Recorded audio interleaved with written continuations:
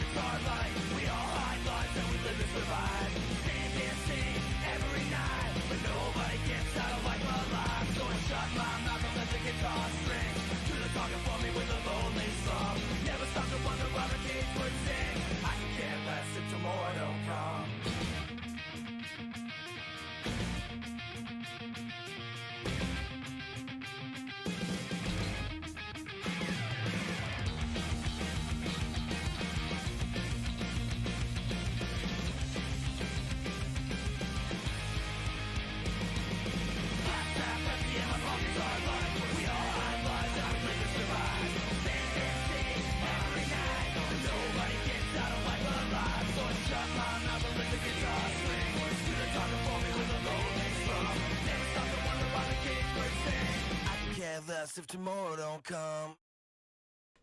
Welcome to another edition of the Stay Listed Movie Club. I'm joined by Zach. Let's have a bongo time, and welcome Gutter Mofo. Yeah, hello, and welcome Gutter. Nice to see you here. You could be watching the Uncle Joe show, but you're here watching us. Is there an Uncle Joe show? There is on Twitch, and is that a Jay Leno reference? No, it's a crazy guy, kind of surrealist, like Goat vs. Fish. Not quite the same thing, but quite out there. And Gutter's recently discovered. Well, he's known for a while, but he watched more. I've been watching a while. He's very bizarre.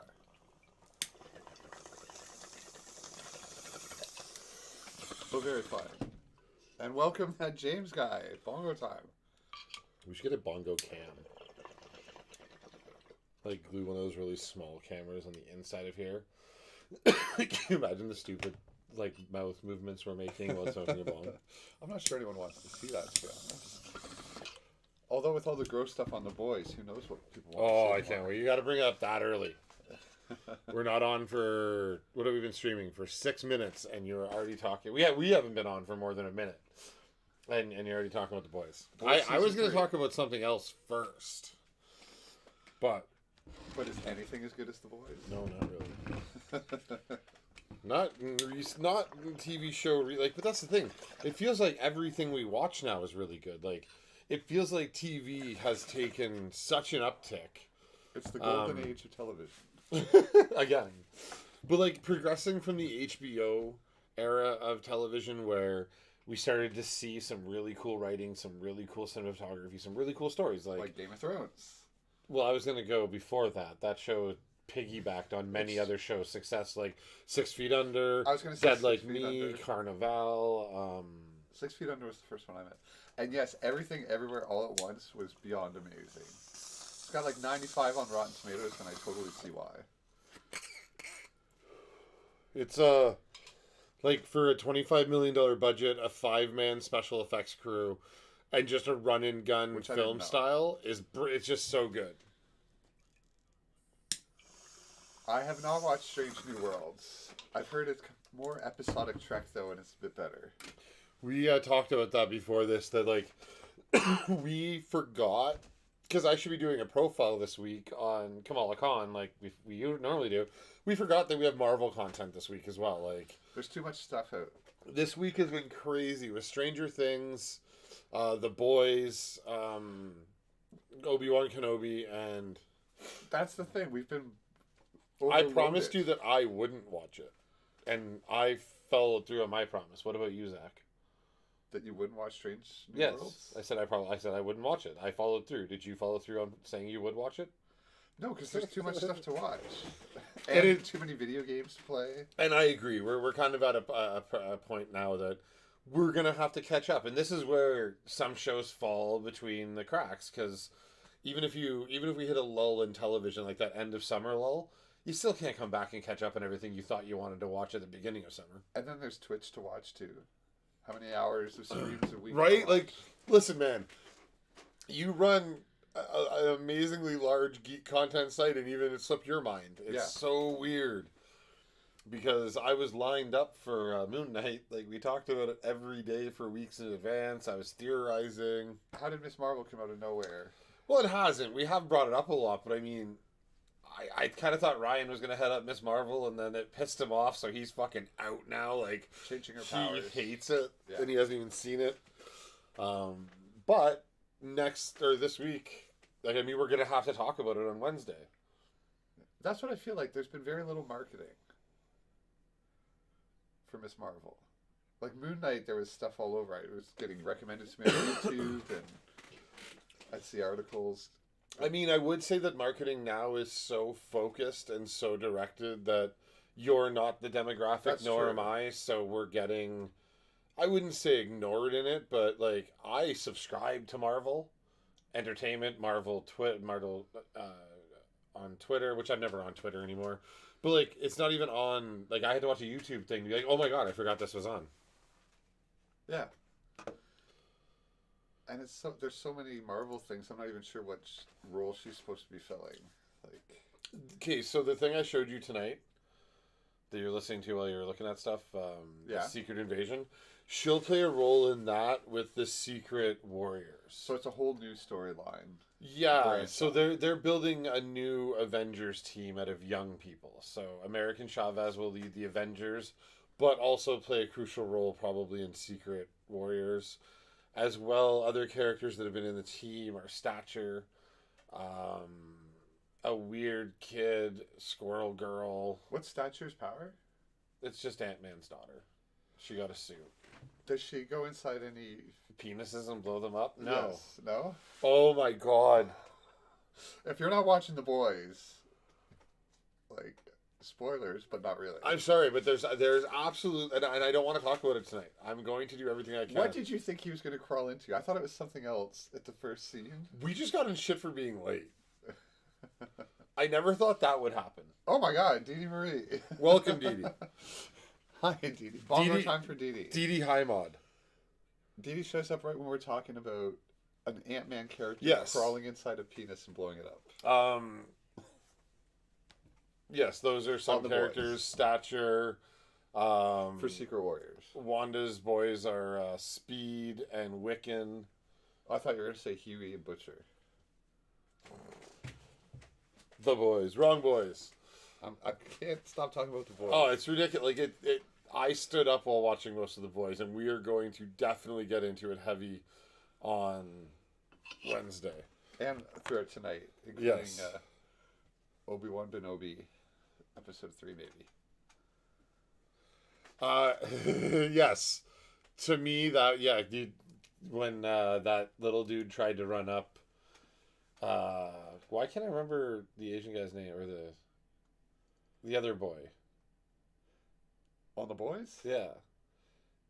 Frenchie? Yeah, Frenchie, sorry, when the little dude tries to run up Frenchie's ass, totally pulling the Ant-Man Thanos thing, like, that's amazing. He's trying to get in my asshole! Stop him! All right, If you're not watching The Boys. I think our third got stoned and went to bed. If I will keep checking though. We're waiting for confirmation on Ryan to join us remotely. Termite. That was the superhero. Yeah, right. And I love how Butcher caught him. Like, just literally put him in a bag of cocaine. And shook it a bunch. Yeah, like, oh my god, that's so horrific. Ant-Man being in a little bag of cocaine. And why he didn't just instantly grow. I mean, yeah, like... I love that he sneezed. And that reminded me of a joke from Eddie Murphy's Delirious. Where he's like... He's pretending to be Mr. T being fucked in the ass. What about the whole, like... And he actually says, slow down back there. You're going to come too fast. He said, don't make me sneeze and rip your dick off. I'm like, oh my god. Like, just one of the greatest bits in all of comedy history. And I've never seen a scene filmed inside someone's penis.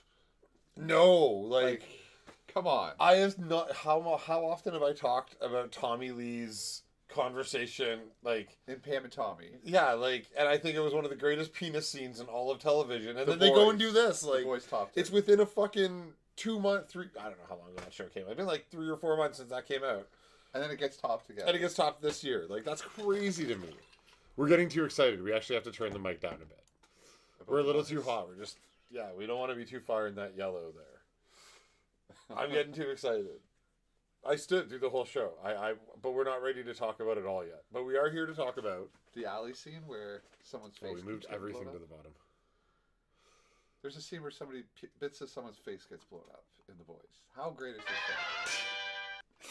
Anyways, back to do you want to should we wait just in case Ryan joins us? Let's talk about my movie first. So What are the movies? the movies this evening are Blankman. Oh man, you can find positives in it, but it's gonna be a hard night to hoe.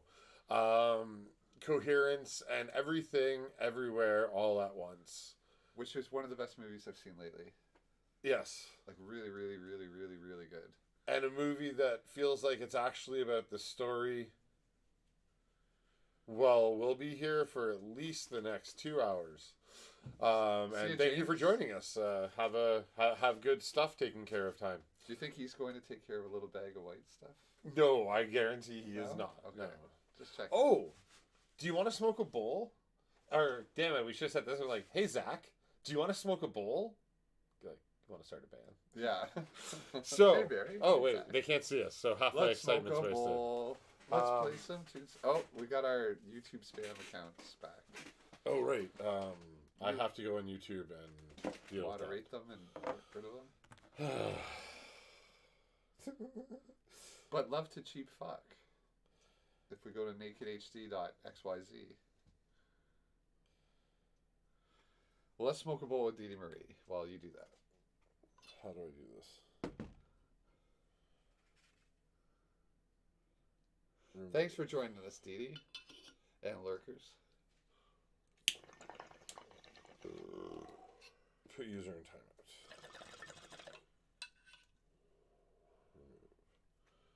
It's not doing anything to this, and it's going to stay on the main part, but it's at least taken off of YouTube. We're doing what we can to fight the PP pirates here. Oh, but we can refresh chat, and it'll refresh both, I'm pretty sure. Give it a try. Apparently, I'm wrong. All That's right, okay. well. They get their advertising in. That's fine. But what we have here is we have all new cannabis from Mad Dab Labs, which you probably should have their website ready to go, or you could probably find this on there. But 30 going on 13. This is GMO's Nemesis. We have gotten 30 going on 13 to partner with us and Mad Dab Labs. And now Zach has his very own weed, and we're going to smoke it for the first time here on the channel because, well, everyone else is taking too long to smoke it live on air. It's pretty crazy. Anybody that orders a quarter of this gets a sticker pack with a couple different stickers in it, as well as everyone that orders gets put in a draw for a Stay Lifted t-shirt, a Mad Dab Labs t-shirt, and a 30 going on 13 t-shirt. And that draw will happen right after... I don't know. Mad Dab's taking care of it, so it'll actually happen. Not like when we draw something, which we had 2 hours. And we talked about nihilistic bullshit the whole time and didn't set up the cam to do the fucking prize. Yep. Do you have the stuff here? No. Son of a bitch. And we didn't turn the fucking light on above us. We're horrible at this. But anyways, as I just complain about myself, you get a sticker pack and you get some amazing GMO's Nemesis weed. And we're going to smoke some right now. This stuff... My band literally has a branded type of weed. Yes. That people will buy and smoke. This is to go with their new single, Nemesis, which you heard at the beginning of the stream. And you will hear again probably at some point during this stream. So not only did they release a song, a new music video, they're now releasing their very own weed. You should hold it like that. So you could buy a Puff Daddy t-shirt for like $200. Or some 30 going on 13 weed. And like this stuff, for way less. Even in the U.S. getting shipped out, which they will ship to the U.S. for your commemorative 30 going on 13 jar. Like, I don't know what the shipping costs are, but this is a $65 jar. And this, I'm telling you, this is some great cookies. This is some Girl Scout cookies mixed with another strain and another strain. And now we have GMO's Nemesis. Oh, yeah, there we go. I can't hold it very still. It's very difficult. Yeah, check out maddablabs.com. I hope all of you do and will, and you can order some of your own Zazie weed.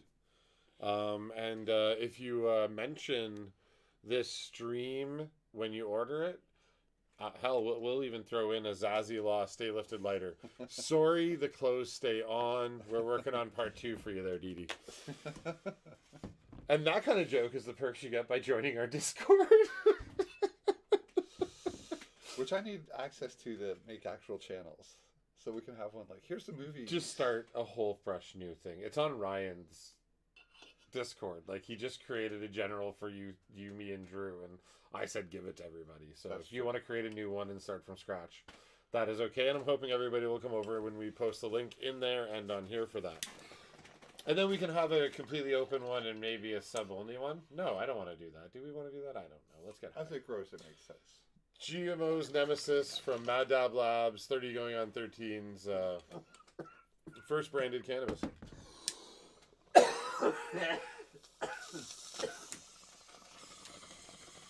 Oh, look. My own band's weed made me cough. Didn't make me cough, but man, me, Cheddar, and Keegan sampled some. Like, we sat back and we're like, yeah, I feel like after about 30 minutes after smoking like a good session, he read like the internet's listing of the effects of it and shit. He's like, yeah, I'm feeling the euphoria. Yeah, I'm feeling fucking like all like, yep, this weed's good. Weed makes you feel euphoric?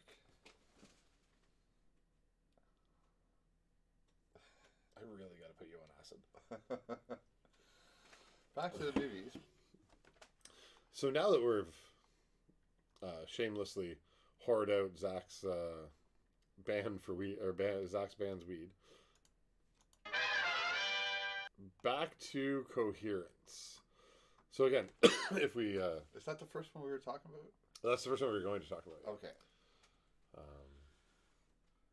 Where did I put everything in? Right, we put it all the way down here. Coherence was a movie I introduced you guys to a long time ago. Which, one of the craziest movies, twist-wise. I mean, we got to talk about it because it's kind of spoilers, but good God, it's just so well done. And, so, since it's my pick, Zach introduced it to us during Movie Club, before Movie Club was Movie Club. When it was just a book club, like it was just 3 guys getting high before we got cameras. Just like now. Well, no, what's really funny is we got high every week in a studio. Like, we started out in a fully functional studio we could smoke in with no issue. And we weren't even doing this yet. Yeah. We just hung out in my studio where we shot music videos and stuff. But this one blew my mind. Like, for films that just have a great conversation and It's all in one house. a very human perspective of a situation, like, this isn't fantastical in the way other multiverse movies are. Spoilers. Oh yeah, again, I assume you guys think we're gonna spoil shit for you. But this is, make no doubt, this is a multiple. No, you kind of figure out it's a multiverse movie very quickly. No, there's a lot of mystery, and you don't know. 20 minutes in, there's a new set of. I remember being like, "What's going on?" And then you're like, "Is there one multiverse, or is there two, or?" Oh yeah, the details of it, yes, but I mean, it's whether it was mirror or an actual multiverse situation, I guess, is revealed a little later. But I assumed it was gonna be. As soon as their lights turned on, I'm like, oh, this is gonna happen over and over and over again. And then you get by the time you get to the fourth letter, you're like, holy shit, this movie is fucking awesome. Because it starts slow and there's catty things in it. And if you haven't watched it, that it's people at a house having a dinner party. And the director's house. This is all shot in the director's living room or dining room. Like, they never even have to leave that area except for a few side shots of conversation. You start to realize there's more than one copy of them around. Like, things go black, you kind of can't leave. You leave your house, you come back to it. But what's actually happening is you're going to a multiverse. Yeah, you're essentially... And the director uses this term a lot in interviews, as well as it's used once in the film. But, oh, they didn't have a script, by the way, also. A lot of this was not scripted. You could tell a lot of the dinner party was improvised, but... So there were scenes obviously scripted, but the actors had a lot of carte blanche. The dinner party scenes were very impromptu. And it stars Xander from Buffy the Vampire Slayer, so you know it's really good. You mean Chandler Light? Yes. Or Chandler is, I don't know, strong Xander. I don't know. Or No, it's Chandler Light. And I hate Friends, but that dude just said, oh, Friends is a thing. I'll do what he did, but on Buffy. Don't disparage Buffy. I'm not. I'm just saying his character was relatively one note, except for a few side stories. Hey, his whole thing with Anya was pretty cool. Are you denying that? He was a one-note character for most of the show, and then he had a couple side stories. It's not like he was Willow that got full arcs. He did get full arcs near the end. He lost an eyeball. Xander lost an eyeball. Like C-story arcs, not full season important arcs. He was always in love with Willow. She was kind of the one that got away. And she was in love with Seth Green. She dated Seth Green. Yeah. Like, I watched a lot of the show, just not obsessively or in order. I liked Xander. I identified a bit more with Xander when I was a kid. He was the geeky nerd on the show. I guess I identified more with Seth Green. He was the stoner, the skateboarder. And he had a band. Jingo's Ate My Baby. Oh, right. And he was a kind of movie geek buff as well. He was a werewolf. As that name was a reference to... Oh, I guess that's more of a reference to him being a wolf than... He was a werewolf. Is it a good movie reference or a wolf reference? Because it's from a werewolf movie. What is? Dingo's Ate My Baby? Yeah. Yeah, it's a reference to something. There was this story in Australia, and everyone thought the woman was lying, I think. Then there was proof that dingoes actually did steal her baby. Yes, but the line we all reference is from a movie. A werewolf movie. Oh, maybe like Teen Wolf or something. No. Like a very, very dark and serious wolf movie from the 70s. It takes place in Australia. I'm not even kidding. Okay. Bongo Time. Bongo Time. Gutter Mofo, put up 2, right back to back. I didn't mean to get that serious and like stare you down or anything, though. We are talking about Coherence as we arc back over. We were talking about Buffy for the last. Yeah, I never want to spend that much time on Buffy. Oh, I have a friend that rewatches the whole Buffy show with his wife every year. You should pick a 2-part of Buffy. You know what? For Wednesday, you should pick a 2-part of Buffy when we die down of content, and I'll pick like a 2-part of Supernatural. Oh. All the shows end by the end of July. See, I kind of want to pick the musical Buffy episode, but you really need to know. Oh, I will hate you. There's no show that does musical episodes well. In fact, Riverdale seems to do it the best, and it's the most believable because it happens in the comic book so often. Riverdale just got canceled. I'm so sad. This season's so good. Like, there's superheroes. It's weird. There's witches. Like, they're just going off the rails with every offshoot comic they ever had. Some algorithm decided we could make more money doing something else. So screw the fan base. We'll pull a Santa Clara diet and just cancel it. I don't believe that. I just believe that we end up in small microcosms that think that they're larger than they are, and not everyone liked the show as much. The Boys is the best show. But I hope they don't go on forever. I want to feel some fine. I want to feel some fucking finite. And this season, no, we can't talk about this yet. Jesus Christ, I'm so fucking excited. The comics have a set ending, so the show won't go forever. Yeah, so did Game of Thrones. No, they didn't finish. Yeah, apparently they should have finished earlier. Is all I'm saying. I just saw a quote from George R.R. Martin. He's still claiming he's going to finish the next book, which is like A Song of Wind of Fire.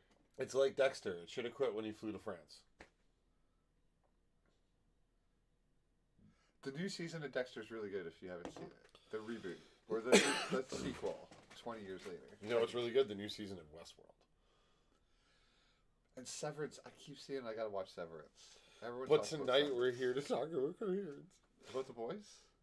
So, okay, you're a physicist. I am. And in Sort of, 2000... Is it 25 or 32, 27? One of the two. We've talked about this comet that's going to pass between the Earth and the Moon. I don't know about any of this. Are you talking about Coherence? Yeah, the movie that we just talked about. But in reality, this is going to happen soon. Like, we're going to have a comet, a small one. Not a small one. Like, it's going to fly between the Earth and the Moon or just outside of the Moon. That seems crazy close and statistically very unlikely. It was on Veritasium and Kyle... Alright, well, but it's just very unlikely. It shouldn't... It might be able to pass between us and the sun. Like, there's a passing That point would be where more it's, likely. it's... No, this is one of the closest comets that's ever going to come. It's kind of scary. And, yeah, but there's... Most astrophysicists are saying we're fine. It's still... But so it also unlikely. could be like, don't look up, right? Like, we're like, no, we're fine because we're fucked and we can't do We couldn't do anything. anything So about just chill and, yeah, it's a comet. It's going to be pretty, but in reality, it's going to tear our orbit, like our... If there was a real risk of it hitting Earth, I'm pretty sure I would have seen something. No, there's no Stuff risk I of it love. hitting Earth at all. Yeah, okay. Or the Moon. But, yeah, exactly. But there's a risk that it's going to be closer to us than Anything. many others have been. And it shouldn't have an effect, but I mean, so much good sci-fi and horror and everything in between those two genres came from the last couple comets and the ideas that they might do these things in like Y2K and just the general fear of technology and its reaches. So I'm kind of hoping that this one will spark a whole new era of that. But the original question was, do you think a comet could cause the magnetic shift and force needed to alter anything in our physics? Our physics? Like the way that we're warped around. I know you what know you're what I mean? saying. I don't Can think this carry a gravity well with it that could change anything or any... How big would something have to be to have that effect on us? you'd have to have something like a black... No, you know what? Yeah, something like a planet or Another something with a mass. fair-sized celestial, like, body. Yeah, if something the size of the Moon came between us and the Moon, like... At a it'd fast blow enough pace, it would pull us off. At any speed. Well, but at some speed, it would maybe, like, would we not have an effect on it with the sun and it would join us? Oh, depending on the various speeds would determine what would happen, but no matter what, just it passes Everything would through. change. Everything, yeah, we'd probably die. It would throw the Moon out of orbit. It would do all kinds of weird stuff. Pull the tides. So the fun variance of this idea is that, in this case, Halley's Comet, essentially, creates... It's way too small. Way, way too small What? to have a gravitational effect. Yeah. Well, in this one, in the movie we watched, though, its something effect about is that the multiverse is that the walls between it become weak, which maybe it's explained by that. Have you gone into vibration yet? Have you looked into it at all? I did look into... Oh, just finding out that it's the cosmic background radiation. I haven't looked more. Oh, okay. I'm sure there's some fringe science group like Ancient Aliens that But we have to I've explain read a lot about. of this stuff, like cosmic background radiation is remnants of the Big Bang that seem to have a specific frequency that we can measure anywhere. And it might be a unique identifier for our galaxy, or universe, I should say, So compared to others. the reason I started to YouTube and Google this a couple years ago is because I love television shows that take real world physics and real world experimental physics and take one part of it and go, you know what, let's focus on the outer boundaries of this idea and then insert some fantasy on top of it. And Fringe, at the core, right from the beginning, are experiments, much like Stranger Things, how they're trying to bridge the gap through a dimension with technology. That's kind of what Fringe is all the way through. Is it starts with this program of using kids and psychic power and vibration to reach another universe. You mean the Apparently. other universe that has more advanced technology than us? In Fringe's case, the universe they end up contacting, yes. Yeah. In some cases, they're more advanced. In others, they're way behind. And it's really interesting the comments that those two parallels make. Because, anyways, but the idea is that kids help them start the program and then they use technology from there, just like they do in this show and so on and so forth. But that led me to Vibration, because at the end of it, like, Leonard Nimoy walks in there like a gangster and just like rings a fucking bell, and like, I can just walk through universes. I'm like godly now. Like everything all everywhere all at once? No, because they don't seem to have I know, it's different. parallels What a the great same movie, way though. there. Okay, I'm trying to hold off till the end for this one because it's just it'll just take up the rest of the night. This is an endless topic for you and I. But But so is Incoherence, kind of. you know what's really funny is I couldn't find Coherence anywhere because I kept typing in Incoherence. I Could noticed no you one put have that. corrected me in the chat at any point? I even looked in my library at Incoherence. I'm like, wait, that's not the name. So I like that the chick that seems to not have any bounds in the world and not she didn't seem overly educated. She just seemed like she wandered and stuff. Like, figures out how all of it works. Like, she just shuts up, sits back, and looks around and figures out how the multiverse works in a few minutes. And then she Logically. decides to find the best version of her life and murder her copy and take its place. I mean, would you not be tempted? Or even to go, okay, wait. If you found a Murder version of her? yourself that was just like infinitely wealthy and like respectful and nice and didn't do it horribly, wouldn't be like, can I come here? Like, we be brothers? But I mean, I don't know if I'd jump right to murder. Yeah. Like, she could have pushed her into the void. She just would have stumbled out to another reality. That's more what I maybe would do. Get them out. And Yeah, let be them like, live, but like, lure her out of the house some way when no one's looking and be like, hey, come here, I'm going to show you something. And they're like, boop, peace out. But instead she finds but it's really neat to watch her you could walk take through them it. to the edge of a building and make them jump. When they're not going to commit suicide, really. They're just acting. Like in The Boys. Come on, man. You're making it really hard to ever kick. Let's just finish talking about this movie. So, because we're getting to the end of it now. Back But, to like, Coherence. this movie's answer wasn't love. It wasn't anything other than this weird experience happened, and this is how these people experienced it. And you should be strong and just take what you can and kill those who stand in your way, even if they're copies of yourself. What's your theory on what's happened? And the final thing I wanted to talk about is, what do you think happened to her? What do you think the final, like, there's two of her, she assaulted herself. What happens from there? Right? Like, I guess it's complete speculation, because you know she's just going to try and lie and say, I'm the real me and it's her. I mean, either way, like, I think at that point she seems logical enough to just be like, oh, because she'd have to explain they didn't experience any of the multiverse stuff. So I guess that's kind of the sick irony, is that the only way the world could still be perfect for her is if no one knew about the multiverse.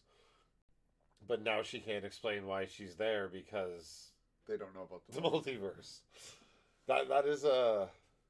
You ever think that there's like, you watch a movie, you're like, man, can you imagine if this was somebody's real story, and they just That's one of those movies. This one feels that way, and then you're like, whoa, the person that made this might have tried to murder themselves. Is that suicide though? Can you get charged for that? What's the charge for trying to kill yourself? If there's another copy of you, Yeah. that's when the government comes and takes you away and the news doesn't write any stories about it. Yeah, I feel like they just come pick up both of them, and then they both disappear for life. To some warehouse underground at Area 69. And you'd hope to be the smart, like, in that situation, be smart enough to mention that. To be like, all right, whoa, okay. What I did was fucked up, okay? I get it, but wait. If we tell people about this, they are going to lock us up, because we might not have experienced it, but I guarantee someone else knew this happened, so... Because that would be the question, right? Are they the only people experiencing this? Or did every household or every grouping... What is... And this movie feels like it should be put in the trilogy with Endless and... Resolution. You know what I mean? Like, it had that feel to it.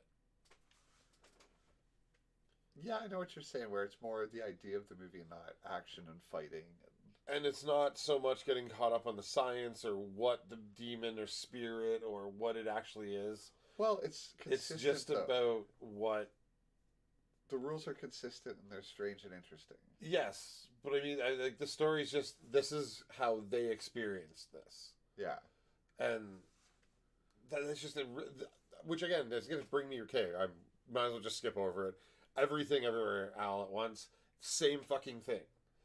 These movies are so similar in that nothing is extraneous. Everything is just to service the story in a great and creative way.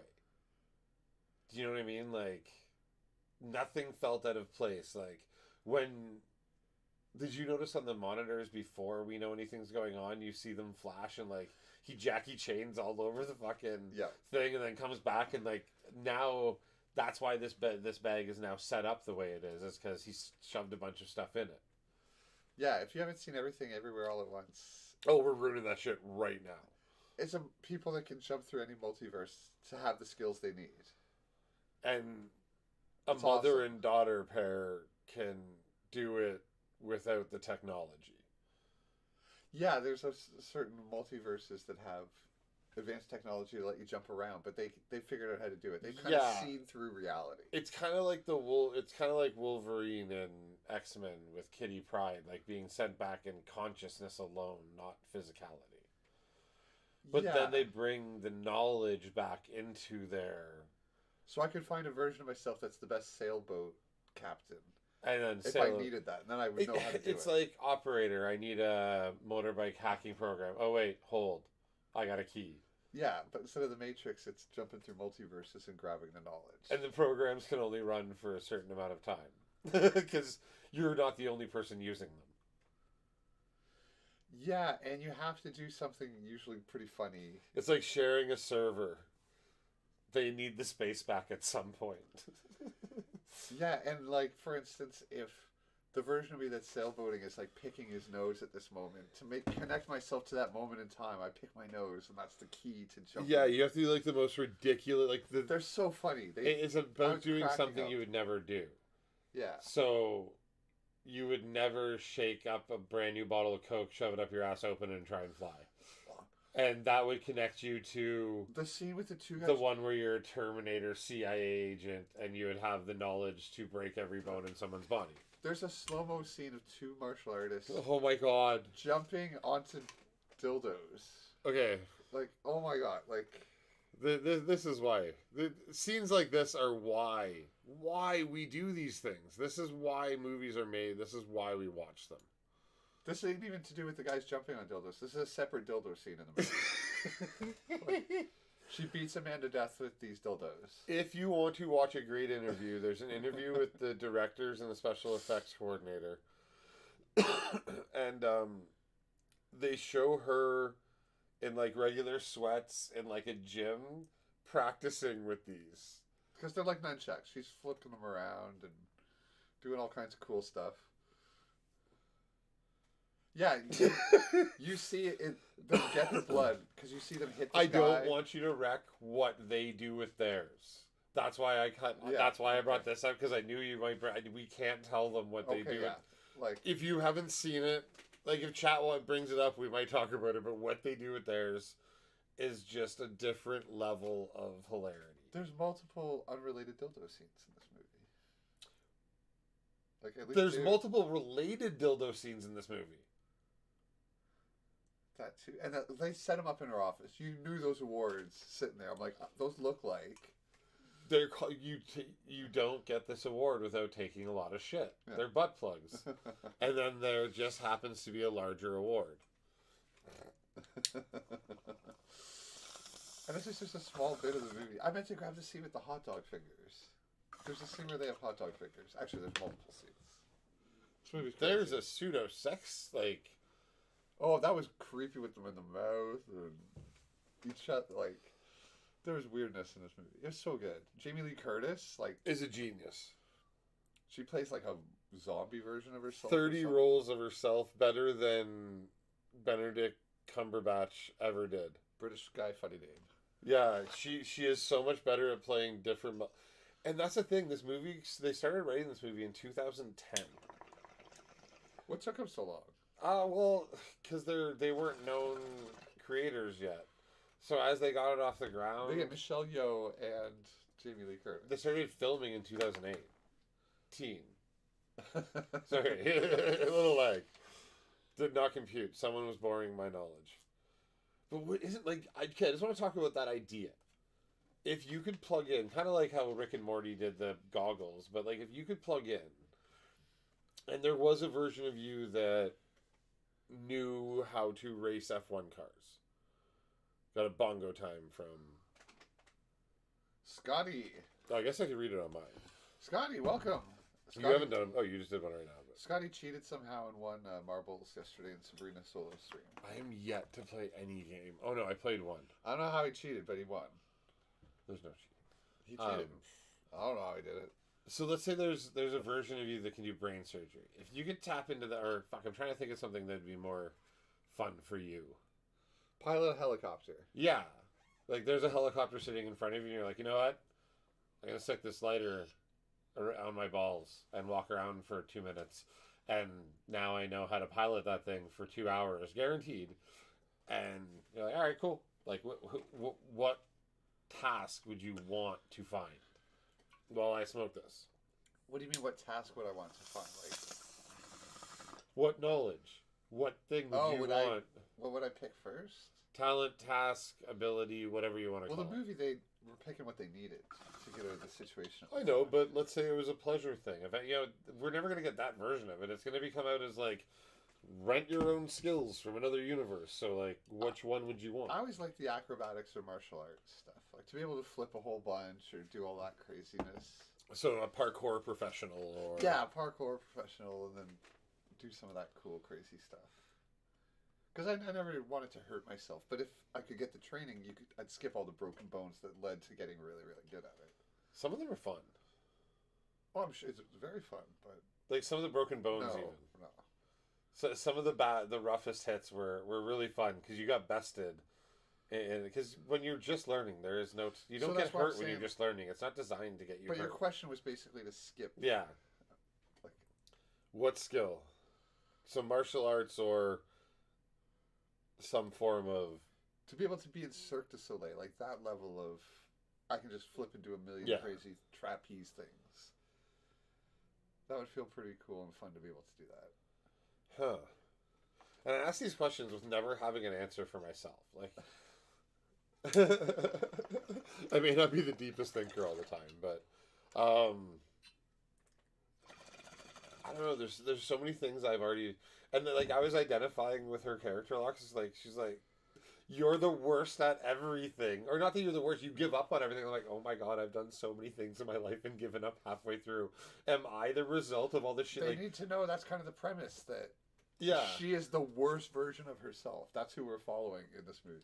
not okay, but he even tries to correct it and say like, not the worst version, but you. The most failure. The biggest failure in You, everything. well, they kind of spin it to you've tried the most things, and everybody else You give up. At spin everything. off at continuing on. And being successful. But she wouldn't be able to feed her daughter if she hadn't tried that many things and could go grab all those different knowledges. Although I'm not really sure how how her divergence led to hot dog fingers. So, oh, Jubu Tubaki. And then they have a running joke where she can't say the name right for forever.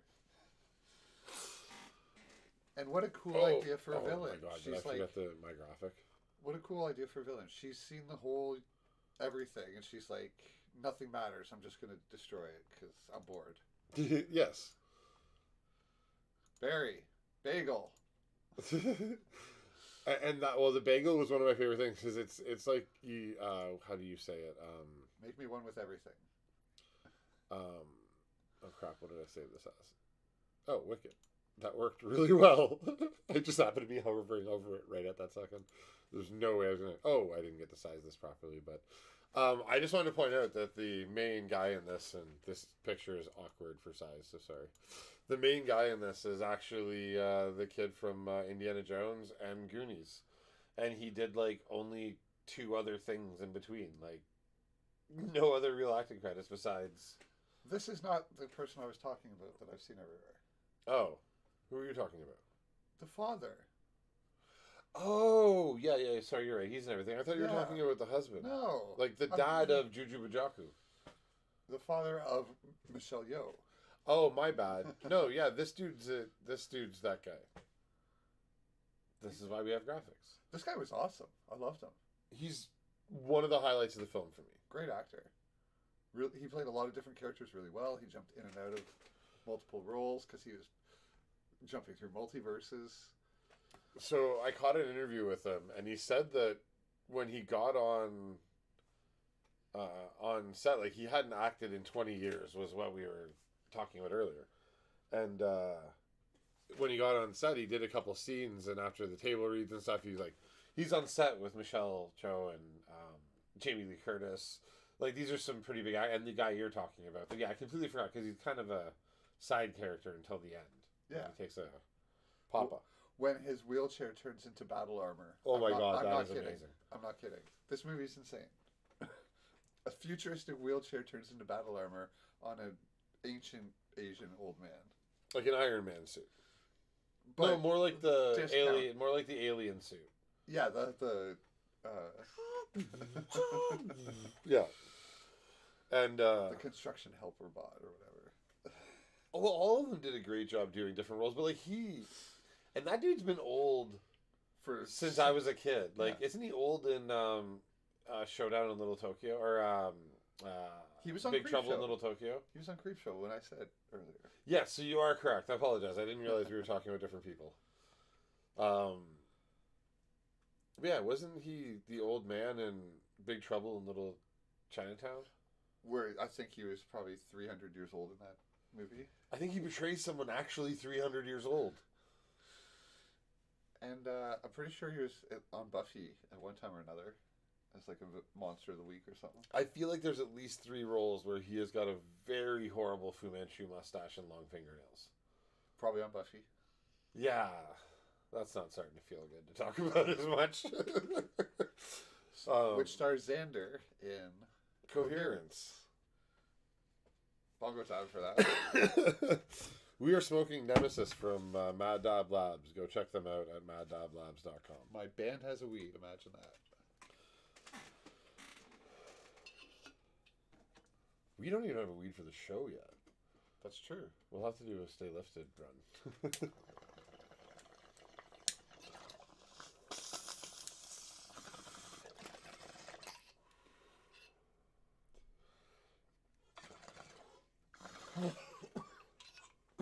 We'll get on that after Stay Lifted suicide booths Oh and my Stay God. Lifted surgeries.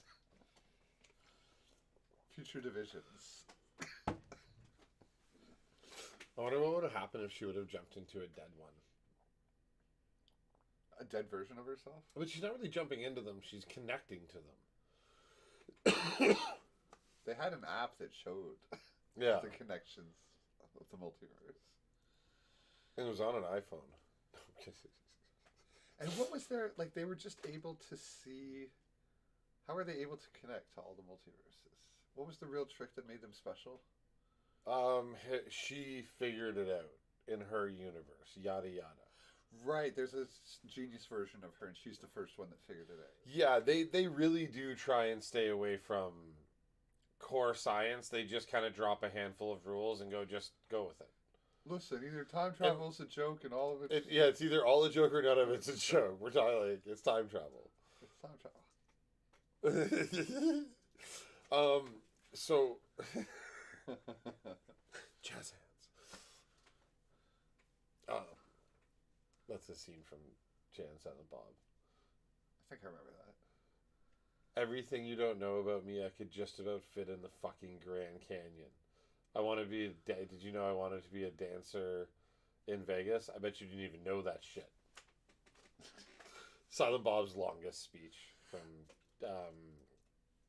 Oh, wait! Did we pick our theme? No. Son of a bitch! For 2 hours, we were like, we got to pick movies for tonight. We didn't get didn't tech stuff done, and we just kept having conversation. I thought we did, but we don't write anything down.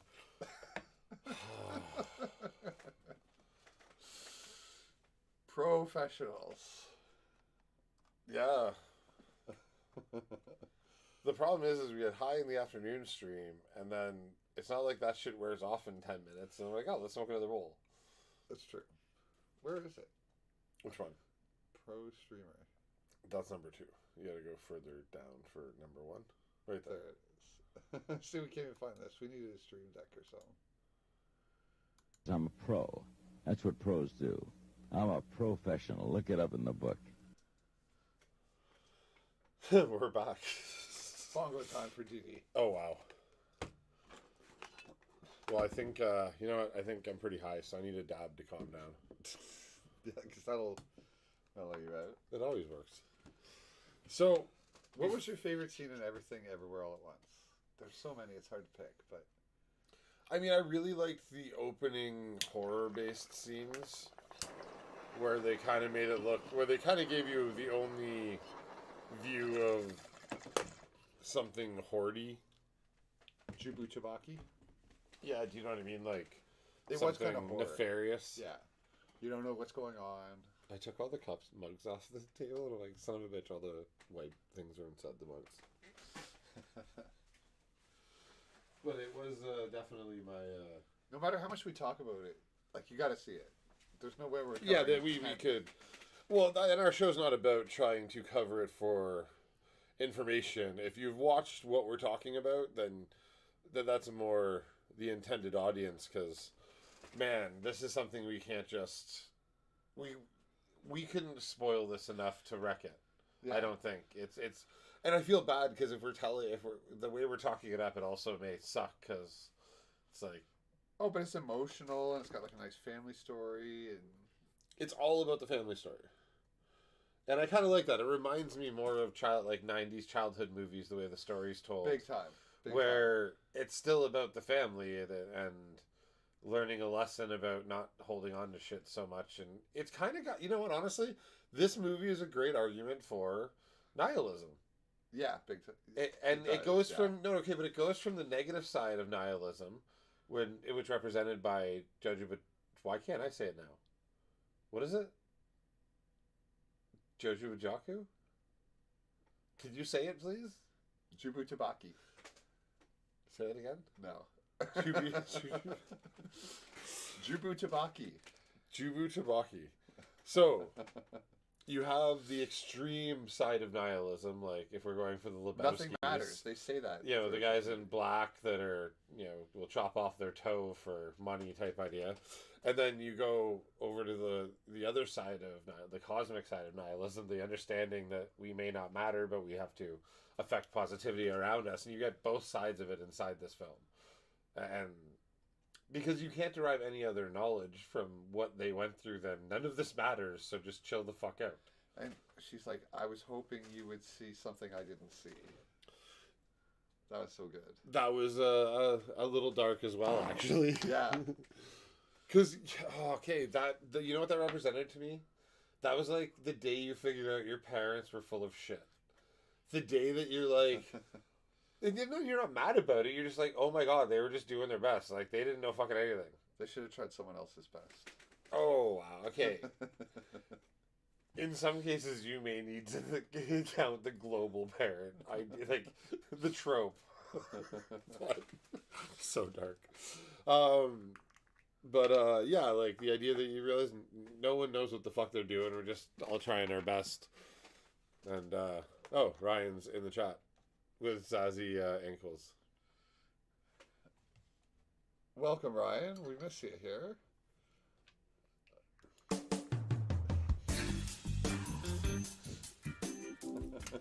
Those are winter ankles. We really got to get summer edition going. Although that's actually what you're wearing right now. Ryan is a star. I agree. Scotty's got the dab emote. Oh, we were supposed to add a new command and we didn't. Oh, we were supposed to add a whole bunch of commands. Leahy We spent had a 2 whole hours. bunch. I wouldn't let us do anything until we picked a topic, and we still haven't picked a topic. Celebration for goat. Celebration for dab. Unification.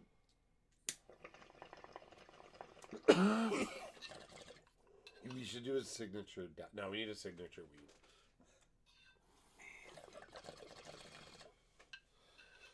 weed. Oh, that was good.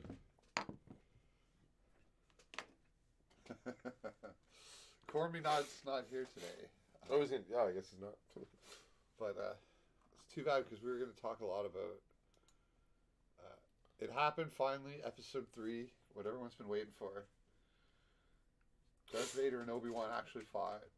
Yeah, Obi-Wan. Sorry, gets a lot less dexterity in the next 9 years. Is that the time difference? 9 Yeah. years? So Ewan McGregor, in 9 years, this is what he'll look like fighting Vader. And you're right, Scotty Mags. If Corey is your spirit animal, we are all Corey. But man, I gotta say, I'm liking Obi-Wan. I know you didn't like the first 2, and Leia's a disaster on the show. Well, we're just jumping right into it, eh? I don't think you mentioning you wanted to talk about it with Call Me Nod, with Corey Trevor, constitutes a segue enough to bring up Obi-Wan fully as a topic change. Okay. As we'll be covering it Wednesday. I love this game. This is fun. Back to the boys. This will be the forever game. Zach trying to get... Don't do that, because I really... you'll end up tricking me, and I'll go deep. Deep with... right deep. into the dolphin. Perfect. The boys is... man, what a To great be show. honest, up until this season, this was one of my favorite scenes in all of The Boys. When he just drives into the fucking barricade, and there is nothing more horrific than watching a dolphin explode on a wall. Crash through a windshield and then explode Yes. against a wall while trying to be saved by someone who genuinely loves He's it. just on drugs.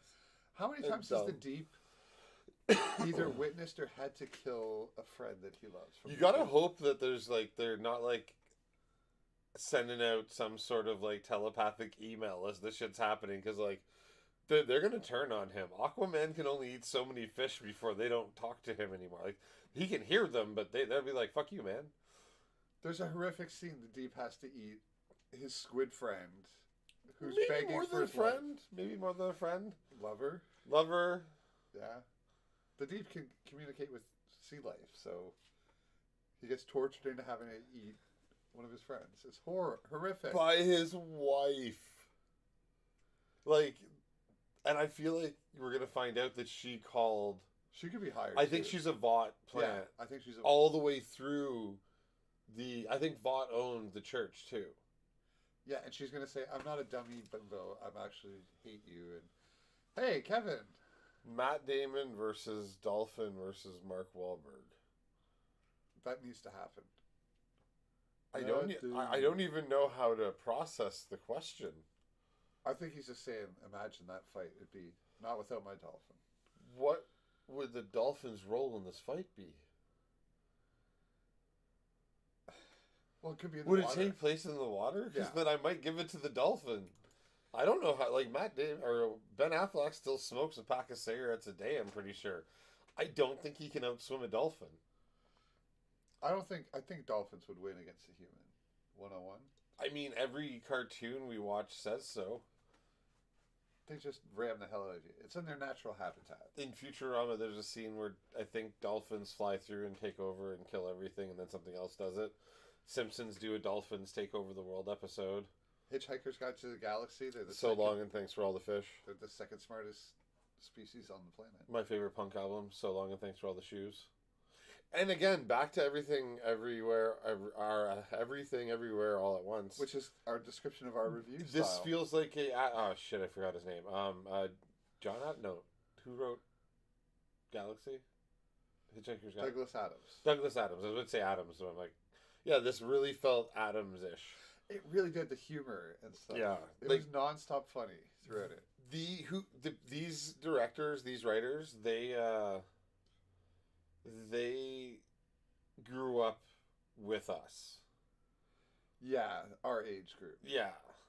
And the visual overload, as someone who loves channels like Fantastic Plastics where you're bombarded, the scenes in this, there's so much going on. Like, even the desk, it's just a million papers. Office buildings where it's just desks covered in stuff everywhere. There's so much going on in every scene. Future mermaids are AI hump dolls. Oh, someone will make robotic mermaids, sex dolls. Yeah, that'll be a package that you can. Because then Swappable imagine, parts. yeah, you're gonna have. Swappable parts. Oh my god, can you imagine what your closet would look like? Full of body parts. Like of you weird hit a animals. button and like a door would open. You'd be like, okay, well, here's the legs. I would The like various this legs. evening. Some of them are claws. Here- Some of them are peg legs. Here's the mid torso I want. And then there's really only like a handful of other, the arms, the hands, and then Swappable breast sizes. for those what you're are feeling the like. parts where I'm like, those are the parts I'm trying not to say, but yeah, you'd have to then pick anus, vagina, and Yeah, there'd be breasts. swappable ones. And weird ones. And ones in Freud weird would spots. say there's a lot to gain. There'd be a lot to gain of knowledge of me by the order in which I listed those. Yeah, we're supposed to go alphabetical. That way you can just say, hey, I did it alphabetically. You can't glean any information. Bongo time, Kevin. Yes, the world is fucked. You're right. Let's smoke on the Titanic going down. I mean, that's our plan, isn't it? We're doing it right now. We're filming it for the world's richest man. Or one of them. Oh my god, as they're getting on their ship. As they're getting on their lifeboats. We're the band playing the fiddles on the way down. Never mind. Bongo Rosin time. your bow.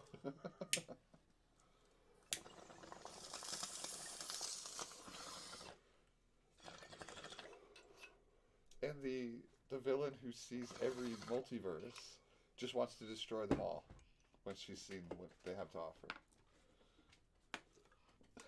I mean, okay, let's talk about the multiverse and first the first thing we have to dispense belief on is that the multiverse would be human centric, that it would be based on our decisions, our emotions. I like the one text you sent me, like, you don't know the power of an idea or something like that. Like, you're kind of being a little tongue in cheek that you don't know how powerful a thought could be if we understood something differently. Like, you gave a good sci-fi reason why it could work. But you're right. You've soured me with math before, and like, no, it's not human centric. There's no way it could be. Unless our consciousness is something new that spawns these things off. Then you could say it's happening. But then, with the how alien would we be races. able to trace our history No, I back to know, a time it's true. before we existed? It's true. The premise, it's Yeah. human centric. It's just there might be other universes, but they'd have no relationship. The only way to that ours. so, and I'm always surprised you've never brought this one up, or maybe you have. I'm just stoned. But the only way that works is if we're in a simulation, that our choices could then be branched off, and then we're Yes. probably just calculating something for somebody, and that's the truth. If we branch off like that, we're just mining. Yeah, but it seems to me that well, then the whole universe is being simulated, and we're just a small part of it, like grass. In a video game, you got to simulate the grass in a nice way. All life on Earth could just be that small process for the bigger thing going on. That seems to comfort you. I just think that's most likely. I mean, if we are simulated and given this level of thought and technology and communication and introspection, I feel like then, yeah, we're probably... If this is a simulation, then the only way I'm really down for it is that, yeah, then it's human-centric. Then it's about us. The idea that we're forming away from the main computation accidentally seems... Again, my understanding computers may not be at your level, but that's some experimental computation ideas that we could possibly be there for that. Well, for instance, I'm playing a game called V Rising, where in the world there's mobs that just kind of walk roads and stuff, but there's also animals that are walking around. So there'll be like some guards walking, and occasionally it's like random, like when you see those screens where the box, sometimes it'll line up in the corner just right, So sometimes these mobs cross and they fight each other. And that's just something random minor in the game world. And so I think in the big universe simulation, they're like, well, we need these things walking around, so just spawn this Earth and solar system and give it the seeds of life and just let it run. And we're just no different than the wolves that are patrolling the forest in V Rising that are just minor NPCs while the actual game is happening around them. Okay, first off, I have to give... The egg came first after the fish turned into a chicken. That might be my greatest fucking explanation to the chicken and egg debate ever. Thank you, Kevin. This is why you find new species.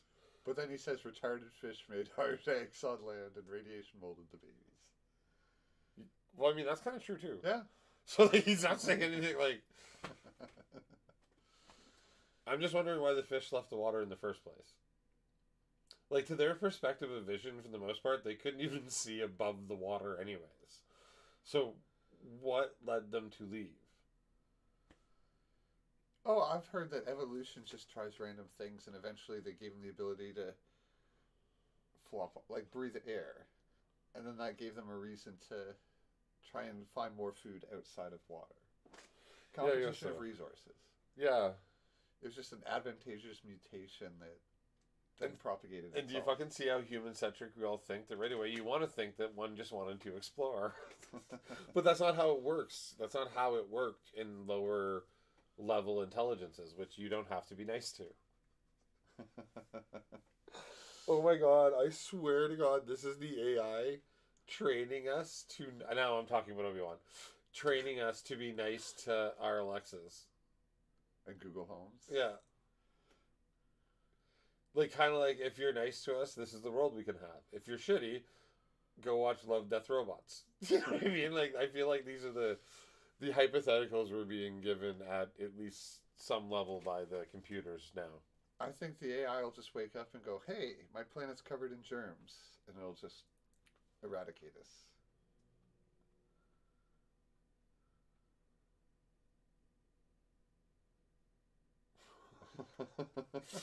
Oh, you watched some evolutionary biologists, right? I listened to a podcast with two very well-known evolutionary biologists. Does the question, why does everything turn into a crab, mean anything to you?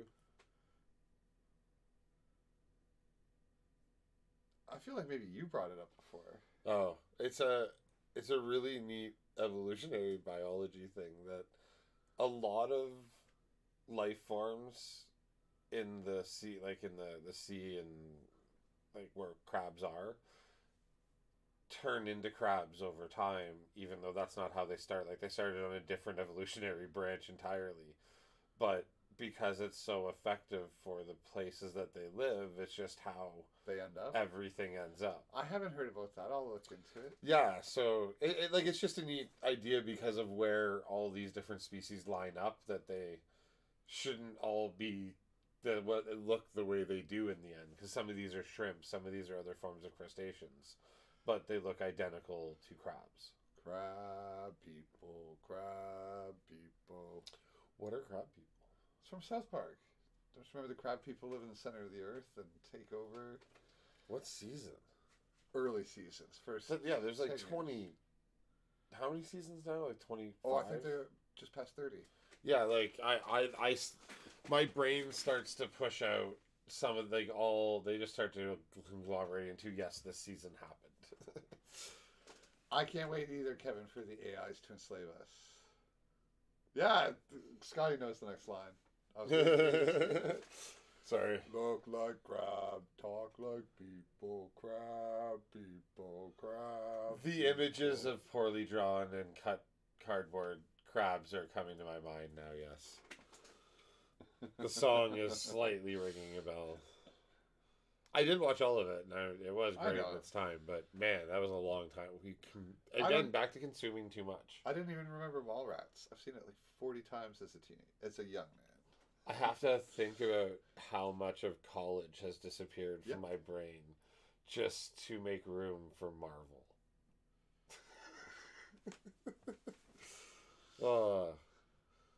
Was it worth it? I mean, sometimes. I still enjoy it all. Well, with shows like Moon Knight, it is pretty good. We didn't talk about Blankman. We should do a Bongo Time and then talk about Blankman. I need a Bongo Time for... Oh my god. I needed way more Bongo Times than I had to. Okay, so we watched Coherence, and Megan really liked it. And I like getting back to like my wife and I using date night to watch movie club, and that's how it used to be, right? Like dads used to join us and stuff. But kill two birds with one stone. Get two birds stoned with one bush. Crab people, crab people. New Hummers do crab walk. Oh, they must have some mode where the tires can turn sideways or something.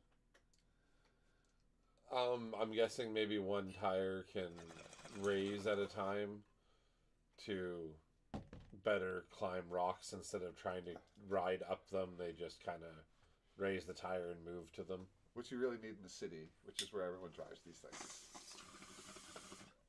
Never going to worry about riding the curb again. But back to crab people. No, what was I talking about? Blankman. Right.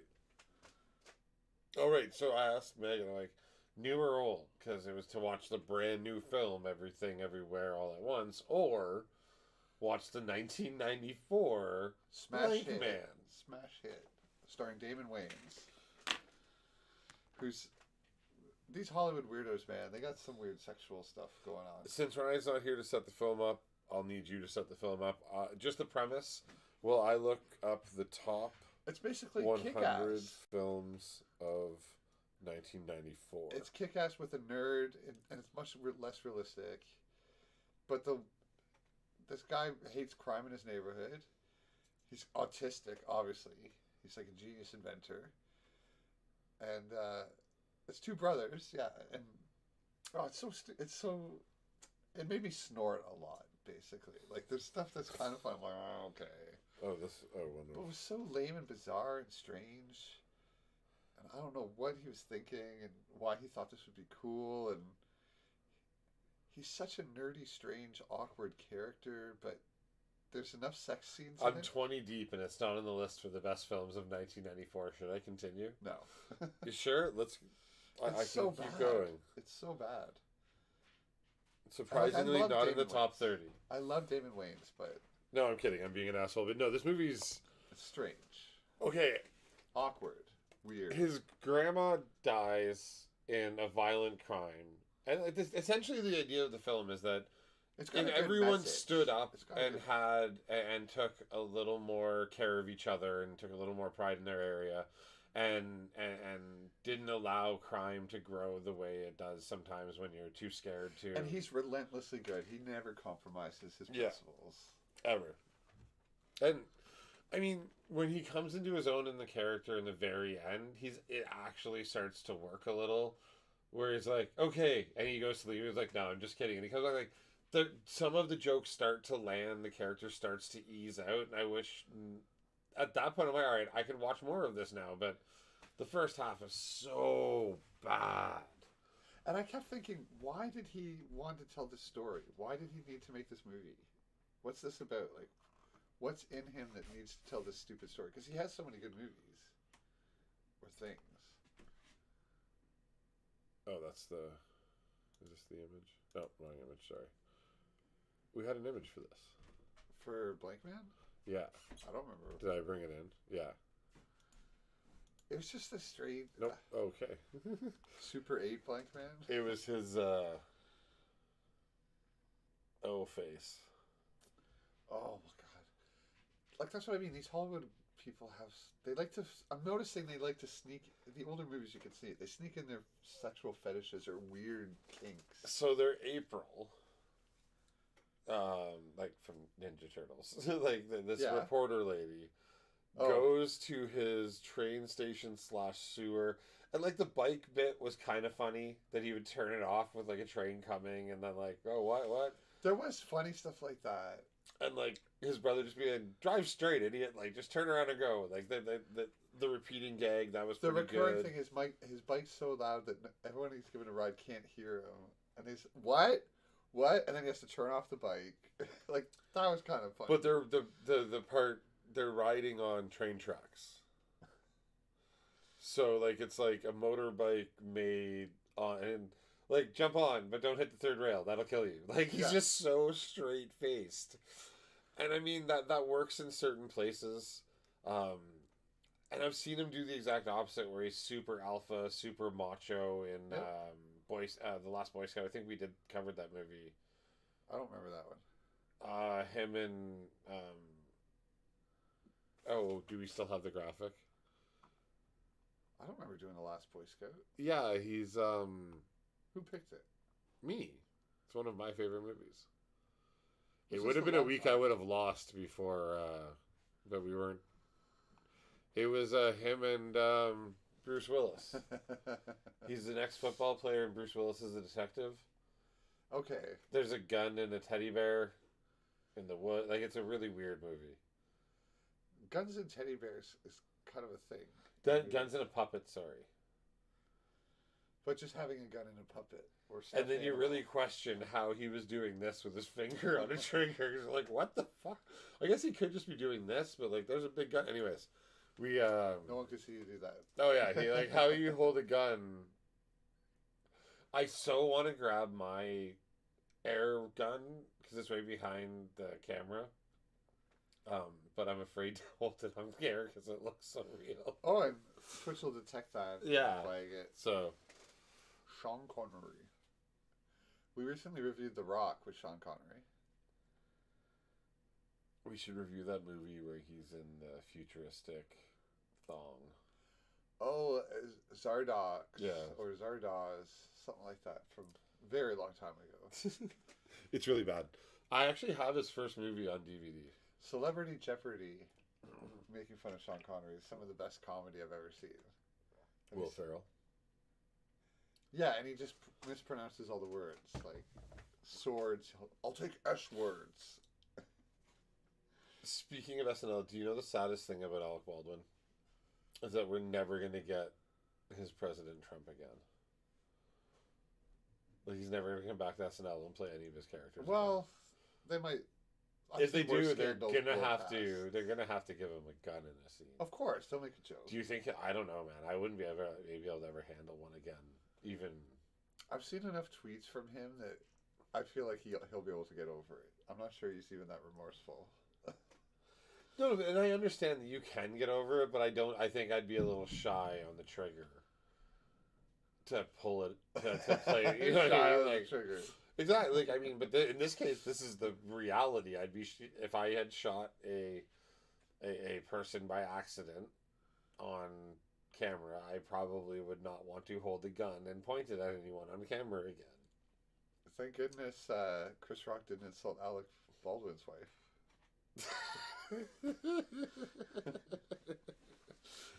Hey, what's up, Beat Pnips? Thanks for coming by. I want to see Will Smith insult Alec Baldwin's wife and see where this goes. Will Or oh, Alec man. Baldwin's insult Will Smith's wife. That's yeah. Like, we are smoking weed and we'll do a bongo time for you. Bongo time for Beef Nips. And we're talking about the 3 movies at the bottom there, 2 of which were awesome. And like Blankman was... it's funny because we're it's like we're trying to find good things in Blankman, and the more we talk, the more good things are there. And It's true. his brother's pretty ineffective in this film. The brother character's a little too He's annoying.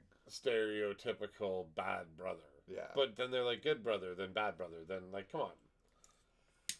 But just his reactions when he gets kissed, it's like this over-the-top orgasm. Like, it's just creepy and weird. Damon Wayans has a hard on. Yeah, and you see it through his pajamas. Because that's the thing. I don't know what they're doing in this. And he does it twice. Like, I can't unsee that. I know. Oh, yeah. I'm still questioning why you watched it 3 times. Oh, because I'm like, what the fuck is this? It's bizarre. Like, it's I'm like curiosity. I just watched him and I can't believe I'm seeing this and I'm good. It's like the most awkward, cringeworthy. Like, there's something in his brain where he's like, "Yeah, this is my thing." Like this is a fantasy I've had. I want to play it out on the screen. No, you always go Weinstein-y.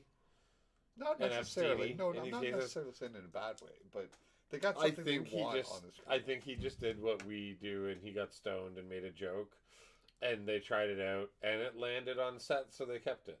And then afterwards they went, it might not have been funny. Okay, think of Bob Saget humping the doll. Bob Saget humping the doll? I haven't seen that. Do you not know this story? I don't think so. So, okay, Bob Saget's on set with just crew. It is him and cameramen only. No director, no nothing. But what he doesn't know is that because they would film scenes with this doll in place of the Olsen twins because they can only film for so many hours a day. He did something horrific and funny. He did something perverse with the doll as a joke. But the real problem was that it was being transmitted everywhere. So like the mom saw it, and I had heard this. I think. And is the joke funny? Yes. That is to the people in the room to decide, and those were who it was intended for. It was definitely not meant for people under the age of 18 or those who may be blood related to those the dolls were meant to represent. Remember, the dolls were just around the same height. They weren't characterized in any way. They were essentially a tennis ball with, you know what I mean? So like... Oh, it doesn't matter even if they were realistic reproductions. It would matter if they were realistic reproductions. Yeah, maybe, but... It would definitely matter. It would absolutely matter. I would still kind of laugh. I know. You just pointed out how a dick joke was them showing their dark side, and you're like, yeah, I'd kind of laugh if you... Like, no, you can't. It cannot be realistic at all. I guess, but there you go. Like, I don't know. Stuff can just be funny. There's a difference. There's a big difference. Yes, there's a huge... But in this world where you always have to top the next thing. Listen, there is a huge, big difference there. Oh no, I don't even want to know what got clipped.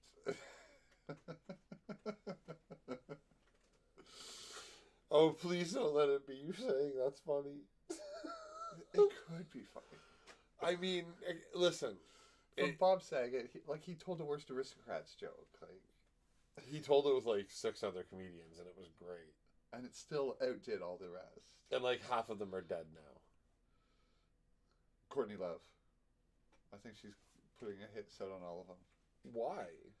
First it was Cobain, then it was Taylor Hawkins, Bob Saget, and probably a few other comedians. How is that the natural progression? How do you jump from Taylor Hawkins to Bob Saget and Gilbert Gottfried? I have a hunch. Some people say.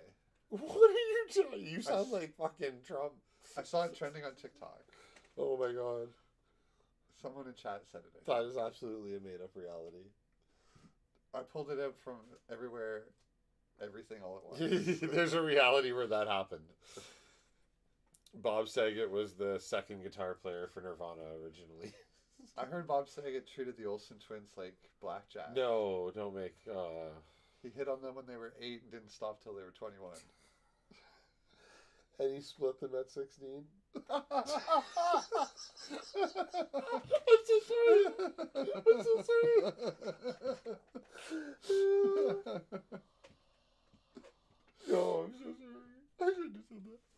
Okay, we got to get off that topic. We got to definitely go on He something has else. this stand-up bit where he's like talking about, yeah, I was acting with that little bitch Kimmy Gibbler. Yeah, I fucked her. Yes, but that's okay again. And he explains that in certain areas. He's like, listen, if you come to my stand-up and you think you're getting me, like you've got to know inside of seconds that this is partially a character. Just like Eddie Murphy on stage, like they're all characters. Like these people get off stage and Bob's not actually fucking goats and grannies on an elevator. You know what I mean? Like I thought he was Danny Tanner. no, In real life. I don't know when you hear the Uncle Jeffy. the Uncle Joey and Alanis Morissette rumors in the 90s and stuff, you start getting an impression that none of them were. Jesse seems like he probably fucked. Out. Oh, I love that. I used to do that religiously. Cut it out. Why are we still talking about them though?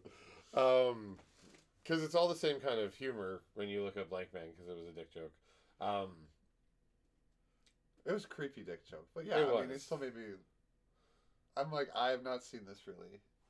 Like he No. really went for it. He really went for it. I had never seen this movie. This movie was all, and yeah, it really felt like the counter to like Ace Ventura or something. Like, it's really sad that there wasn't more of him and Jim, because like you have them in living color together, and then That was like one of my favorite shows. yeah, like they should. I wish there would have been more films in their heyday of physical comedy together. And I get that that would have been risky and a little over the top, but if it had the right director, it could have been done really well. Unless we just don't know and it happened and it flunked.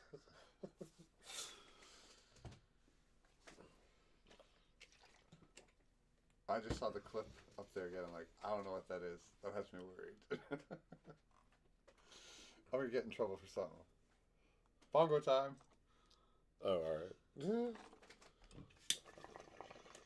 So, we're going to talk, I'm going to let it happen. We're going to talk a little bit of it, boys. But, we're just not going to do any spoilers. And the first thing we're going to talk about is the Homelander's a bad theme guy. park that we all want to go to. And I'm pretty sure if you watch VNN, the theme park's featured at one or two parts. Votland, the big corporation in The Boys. So I don't know what it is, Dee. I assume it's really bad, but hey, that's what we do on the show. I mean, we just made horrible jokes for a full minute, so... The VOD's going to be upset. Yeah. But... Just don't put it in Discord. Let's, well, put it in our Discord. I want to see... No. Yeah, I guess our Discord. So, this is Votland, and these are some featured events. The amount of work they put into all these scenes and stalls. So, from our top left, we have BLMs, BLTs. And the big joke on the show is VOD is very overly woke and Virtue conscious. signaling. Yeah, and like all the... rides the back of every cause. Yeah. Horribly. What do we have next? Oh, the main view of the castle. And what is on the right top? LGB turkey legs. Woke walk. I want to know what they're implying with the T going into turkey. I would just think of a food with the word tea, like what comes up. My favorite though is Brave Maeve's veggie tacos. The bottom left here we have Brave Maeve's veggie tacos. My favorite is Woke Walk. I cannot wait to see what noodles come from there. And it's really hard to see, but along the bottom there I put some of the menus. I cut out some of the menus. Oh yeah, that is really hard to see. But They had like intersectional tacos, systematically oppressed nachos, and there was one other funny one about something to do with race or something. They really outdid themselves with these little and in the middle, there's a scene in this that our poor mascot, the children involved, and it's really neat how they I'm just gonna talk about how they handle one scene and not actually talk about what happens in the scene. The fact that it's referenced later that these kids, they had to grow up in that second, just like I did. I didn't get a childhood, and now that brother and sister are never, you know, they're never going to have a childhood again after From the that boys, moment. yeah. Yeah, and that all involves our mascot here and the children within proximity of the splash zone. Yeah, he gets accidentally exploded. No show in the history of my watching television explodes this many bodies in the first episode, let alone first 3 episodes. Like the only thing that exploded before that was a dolphin and a head. I just saw Dee Dee's quote. I was so gonna clip that. Slap me around, call me Susie. Oh, and he is. I hope we see more of him. Yeah. Soldier Boy, that whole era, like It's like I called it though. He's in the past so far. I think he might be alive. yeah, he's alive. Like they're already hinting at it. This is totally. You don't see his death. You see the helicopter take off. This is a Red Hood situation. Well, we saw that Stormfront. She was healing. If she hadn't killed herself, I still don't think she's dead. Yeah, maybe. I think she had a meeting with Edgar and said, "I want to go to a facility or something." I think Edgar wants the war. I think he's he's egging fucking Homelander on nonstop. I can't tell if he's just overconfident or yeah. No, he's not doing this to. He's got the weapon. But he also said, "I'm going to be out of the superhero business in 5 years." Yeah, I think he's gonna get Homelander to freak out. He's gonna get Destroy more the world, control, and then he's gonna get him to freak out. Maybe destroy half of New York.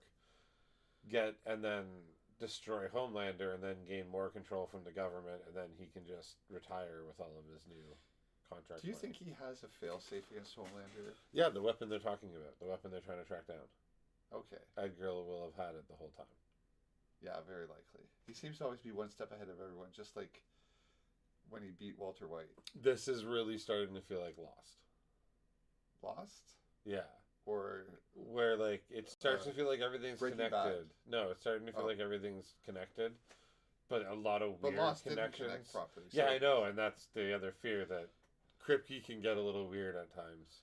But it's based off the Garthinus comic, so it should have a resolution. It's already off the rails. Oh, from the right, you comics. said that. So we'll see. But like we commented, I can't break that shit. I gotta watch what we're saying. What? I wanted to bring up. Yeah, it's all in season 1, 2, and in Diabolical, and so I wanted to bring up the variants of Compound V that we see in Diabolical, like the facial cream and stuff. The different products they make from it. Yeah. I want to talk about different variants of Compound V and the products they make from it without talking about that, because it's such a. I'm in love with him fucking DTing. Like, just. I'm in love with this. This is awesome. Oh. His throwing up and. Because it's going to be. Because he's so good at reasoning the bad decision. He's perfect at it, and I love that. You need to explain what we're talking about. Can we, though, without. I'm trying. How do we talk? How do we. Butcher temporarily gets superpowers. There we spoiled it. Okay, I assume anything that hasn't come out since anything that came out before last Friday, it's up to you guys to watch it. You guys know we deep dive the shit. But Diabolical talks about temporary superpowers and temporary, like, that dude becomes strong in that cartoon as well. He doesn't just, like, I'm going to call that super soldier serum. How badly do you want to see him in Homelander fight? Like, come on. Gunpowder. He's worse than Homelander. Gunpowder is? No. That scene shows that Butcher's worse than Homelander. I mean, the Butcher's worse than Homelander. In what way? Because... That raw aggression. Oh, when he was... Yeah. Yeah. And then when he finally just lets it go with his eyes, Homelander's had his whole life to master these powers. I get they're going to yada yada, and just Butcher will be great at them by the end of the season. There's so much gore in this season. So much gore. So And many they do things it so explode. So many things explode, and not like fiery explosions. We're not talking Michael Bay. We are talking like Flesh Tarantino explosions. People exploding. Heads exploding. Rodriguez. We're talking Hands gore. exploding. Faces exploding. Oh my god, everything explodes. Full bodies. Corpses exploding. corpse explodes? In the alley. She Well, yeah, I explodes guess the he whole is technically... No, he's gurgling. corpse. He's still alive. And then I he feel like that explodes. was the pity. Well, it was destroying the evidence. That too. Yeah. And then calling a cleanup crew. Which you find out who her dad is. Oh my god. Okay, El did Pollo that Loco. not feel... Okay, like, this feels extra weird because we're watching Stranger Things with the same storyline. I haven't watched 5, 6, 7. Well, you already know the storyline. They play Dungeons Papa. and Dragons. And they don't know No, how Papa. to... Who's Papa? What? He's in season 1 and 2. Like, the guy that raised 11 and all the psychics and the... Oh, yes, facilities. yes, yes. Sorry. So, like, that's the same storyline, right? Like, this government... Instead of a corporate guy, it was a government guy, but he raised a facility of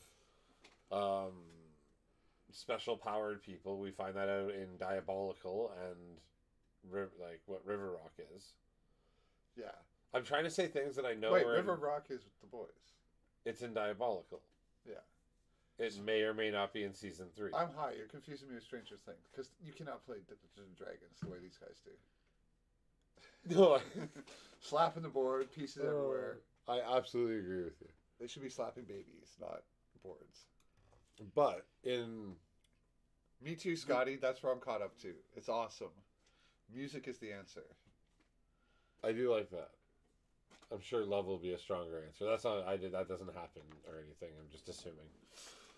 But I finished it all, and I just want more. It is great crack. Not I guess I can watch it now because not as good as Boys Crack, but The Boys is the best. oh, it's heroin. Yeah, the Max scene was really cool, and I'm like, oh, they gotta save her. She can't get her limbs broken. I was actually a little worried. Because, you know, they could kill a main character. I was kind of hoping, like, you get a limb broken. Oh, it starts, and then they Like, get she her? gets like... Yeah, she And gets... then, like, they distract him. And then she hears the music and gets into his temple or whatever. It was a cool escape scene representing how she gets out. And we see Barb in there. Oh, we didn't import Justice for Barb. All right, we will. Not to break For anything Wednesday. for you, but we will for Wednesday. Okay. Because Barb, man, they mentioned Barb in episode 2. You had your seat for the last episode of or the 4th episode of Stranger Things. As was I. I think they played it well. I thought she was going to die. I really did. Do you know what I stood up while I watched, though? The boys? The Boys. Yeah. Now I'm doing it. But no, yeah, I'll talk about Stranger Things because we talked about it last week. And we're going to talk about the next 3 episodes if you want to catch up by Wednesday. We're going to watch 5, 6, 7 for Wednesday. Yep. Maybe we can cut some clips this time. Stranger Things, the show that doesn't know how to copy high school math answers properly. That is true. But man, I do love the show. I'm nitpicking on minor background details that they should hire someone to know, but whatever. Oops, did I lose something? Nope. Yeah. Oh.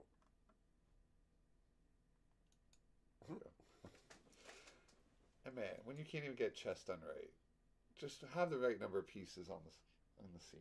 Someone's gonna count them like me and notice they're missing. I mean, there are other people that are going to count them and do stuff, and but I mean, it's a minority. I feel like it's a very important part of the show. Obviously, I know it's not, but it bothers me. But yeah, that Max scene was really fun. I'm loving this season of Stranger Things. You know what? I'm kind of. I'll even give Bonobi a couple extra points because the last episode was so good. Oh, sorry. Did I hit something on the keyboard? I think so, but Oh, okay. I agree.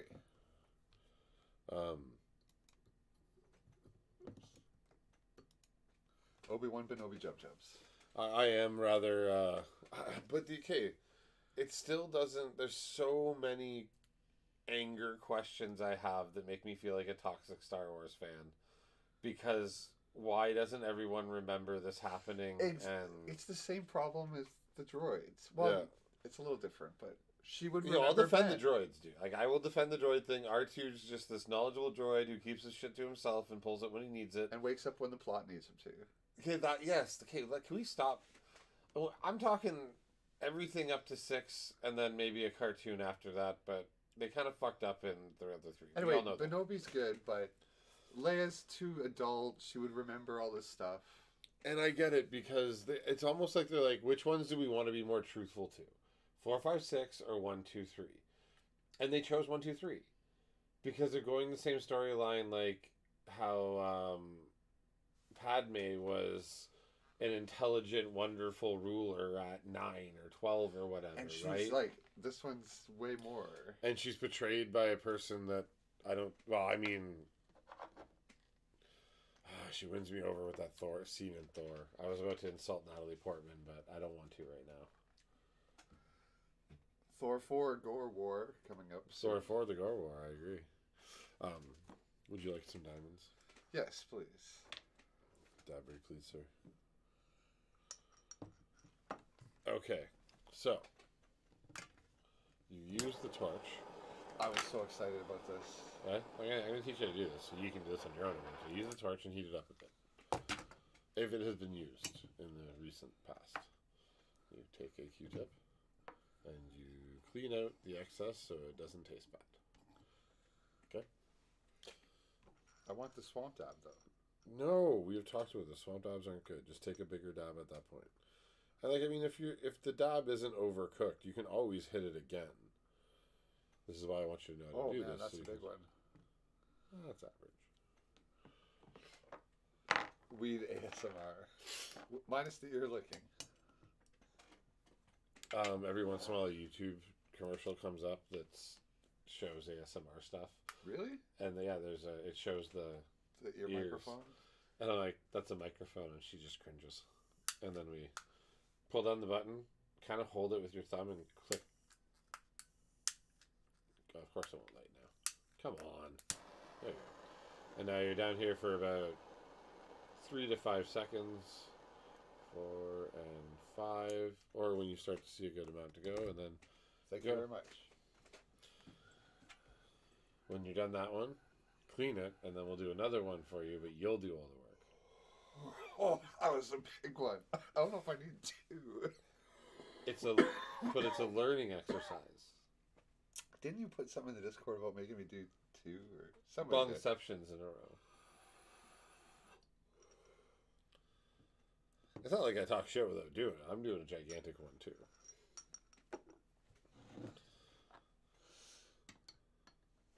Sorry, that's funny. And they teased the Kenobi Vader fight. And he runs away, and I'm like, come on, you can't tease me like that. And then they deliver. Now who's watching some ASMR? You're getting into Kenobi in the wrong way, man. It's just, this is getting me excited for Star Wars in the way that so few movies have lately. Man, maybe I should watch Picard. Maybe I'll really like it. I'm like, man, this is the Star Trek It's I've not been waiting great. for. Like, it's just, you take out Baby Leia, who's ruining every bit she's in. But the rest of it's great. And that's the thing. Even if she's going to be the know-it-all kid, I don't mind that. She was doing it pretty good, but then at least find one with long enough legs to run. She waddles like a toddler. Like she Yeah. should. And then grown men can't, bounty hunters can't. Athletic. Yeah. Athletic, professional men cannot. Professional bounty hunters Yeah, so can't funny. catch a waddling toddler.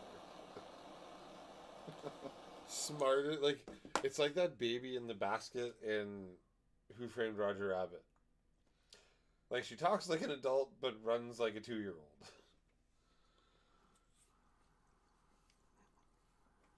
And then when they're on the transport truck with all the stormtroopers, and it's Kenobi that messes up her name and accidentally gives away their identity. Like, he's a pro Jedi, and she's a 9-year-old waddling toddler. Who's gonna mess up? Okay. I would like to actually talk about that because I think that's one of the most justified scenes in the whole series. Why? Because if you really pay attention to what they're trying to portray in all this slow. Like, how do you like the slow stuff and then not pay attention to what's going on? Because it's Tatooine and it's member berries. No, they're trying to show that Obi-Wan has deteriorated because he spent all this time pondering what he could have done differently with Anakin, how it all went wrong. He trained the guy that went and murdered all the younglings. How cool was the Vader assembly scene? Where it, like all the parts come together. I mean, a hell of a lot cooler than that was cool. most of Vader assembly scenes I've been part of. I liked it. I got excited. The show got the member berries right with me, somehow. That's the way Stranger Things is getting them right with me. It's doing it better, I'd say, than Obi-Wan. But no, and I agree. Like, Obi-Wan's doing a good job. I'm pretty happy with it. The first episode's just really slow, and we can do with less Leia. I hope he gets her home, and we get more than a half season without her, because I feel like they're trying to do a whole fucking Baby Yoda bullshit with her, and then she's gonna get a TV show because Baby Yoda doesn't talk, and then they have a Star Wars actress to grow up with. I don't want to follow this kid, but yeah, I know what you're saying. I think if they're going to do any more Skywalker content, they need to stick to cartoon format and just tell other fucking stories in the Empire. There's other shit going on. There always has been. There's a bigger universe inside the comic books. They don't handle this stuff right anymore. Have you seen the Boba Fett show? You know I haven't. I know. I might watch it just to shut everybody up, but I doubt it. There's too much. There's too much of everything to watch. We can't even watch all the live action Star Wars. I mean, How at crazy this is that? moment tonight, I don't have anything to watch for us until new picks, which we still haven't picked a theme. Oh my goodness. It's now been 4 hours since I asked you for input on a theme or a movie pick. It really is midnight, isn't it? Yeah. My goodness. But that's okay. We'll eventually stream until we figure out what we're going to watch next week. Which I should maybe ask Ryan for a pick. Ryan's staring at chat, so... He always is, everybody. He always is. He still hasn't looked at those messages. What theme do we want? I kind of want to pick Chasing Amy. But, no, we did do this. We said 10 polls. We did this. We covered this. It's supposed to be kind of a guilty pleasure 10 poll movie, and I'm picking Fast and the Furious. Which one? The first one. Fast and the Furious. That's not over the top, though. That's actually like a serious, relatively... But it was a 10 poll... Oh, it wasn't a 10 poll movie, actually. Oh, damn it. You got me. Alright, then I'm going to pick... You can pick a later one. The last one, he's alive in through most of it. Paul Walker? Just the last one. We're going to watch Where the they go to newest one. space? Yeah, let's just watch the newest one. Let's talk about... Tokyo Drift's the best? Scotty. I mean, okay, listen. What's the one where they drag the safes around in the street? 5. Yeah. 4. 5. No, 6. Okay, wait, I gotta go through this. The physics In are so 4, bad. In 4, Paul Walker comes back. He's part of the FBI again, and he is trying to get Dom to help him. Family. And then Dom finds out that Letty's dead because of him. And then in 5, I'm Groot. they're all on the run together in Reno. That's the one where they're dragging the safes. 5. Okay. 5 Fast, 5 Furious. Yeah. No, that's not his name. I'm making Fast 5. Fast 5. And then it's Not to be The confused. Fast and the Furious, which is Fast 6. Not to be confused And with then Fan the Furious Force 7. And then something 8. And then 9. But we're Yeah, going to go they're space. not really about the cars, but you get to see really nice cars. No, but that's the thing. They are. The first one is about the cars. It's about He's saying the build. first 3 are. And then Yeah. the second one yes, it's talked about, but it's more yada yada and a lot less car guyish. But the cars are cool to watch. There's real driving. But number two uses NOS like it's fucking candy.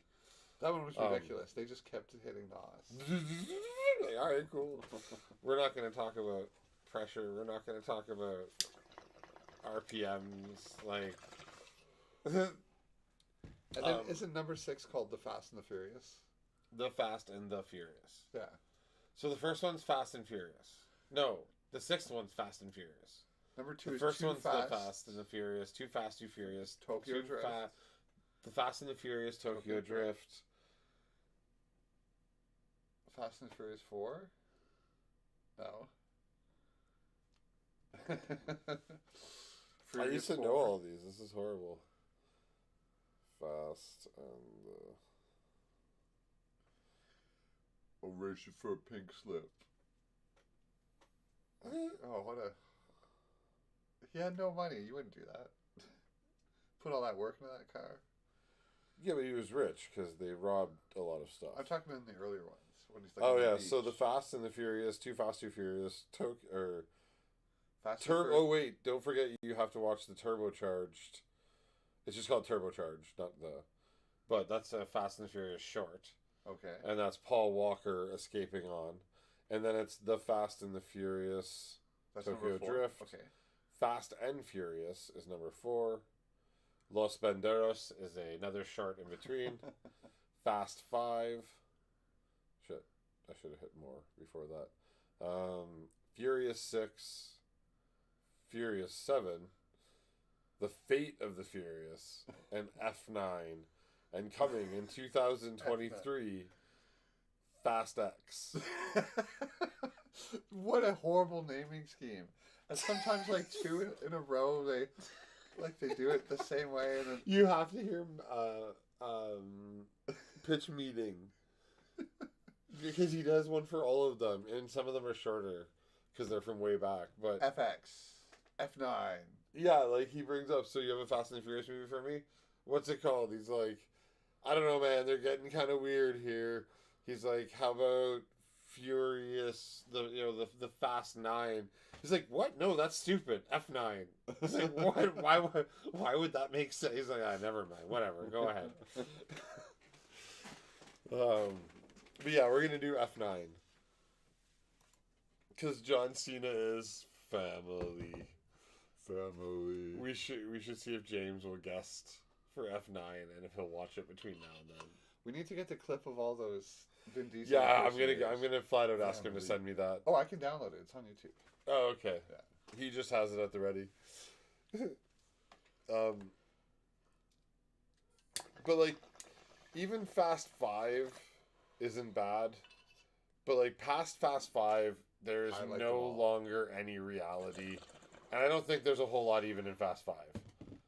Fast 4 kind of fits the whole. Oh no, Fast 5 is the Reno scam. So up to Fast 5, it's a heist series. Those safes would go like 10 feet max. Not to be stuck. But up until the end of Fast 5, it is a heist series. It just does heists in different ways, and they get more and more ridiculous. It's Ocean's 11 with cars. However, son of a bitch, I'm in. Yeah, from Fast 6 on, it becomes a spy series. That's the change. This heist. Well, now they rule the world. Well, I mean, Or they're involved in global politics. Yeah, and that was the natural progression, obviously. Then they go to space. If you go steal a whole bunch of stuff with your cars, And you're dealing with all the world's you government. should now go into war zones and represent your government in Black Ops. Yeah, and the military needs to work with you. We with should the write a Rock. script how doing this gets us to do that. We Kind of, should- oh wait, they already did that. It's called The Interview. We should just buy lots of the Rock's tequila until he notices us. He doesn't talk about tequila right now. Oh, that's off. Well, he just doesn't talk about it as much Okay. on his Instagram because he's Focus posting. groups noticed. No, just right now because he's focusing on Black Adam and Disney has like purity clauses and shit. So It's like being part of the church So don't actually become a better person. Just don't talk about it. What's the name of the church? We're gonna need a thing for the church from last season. Scientology?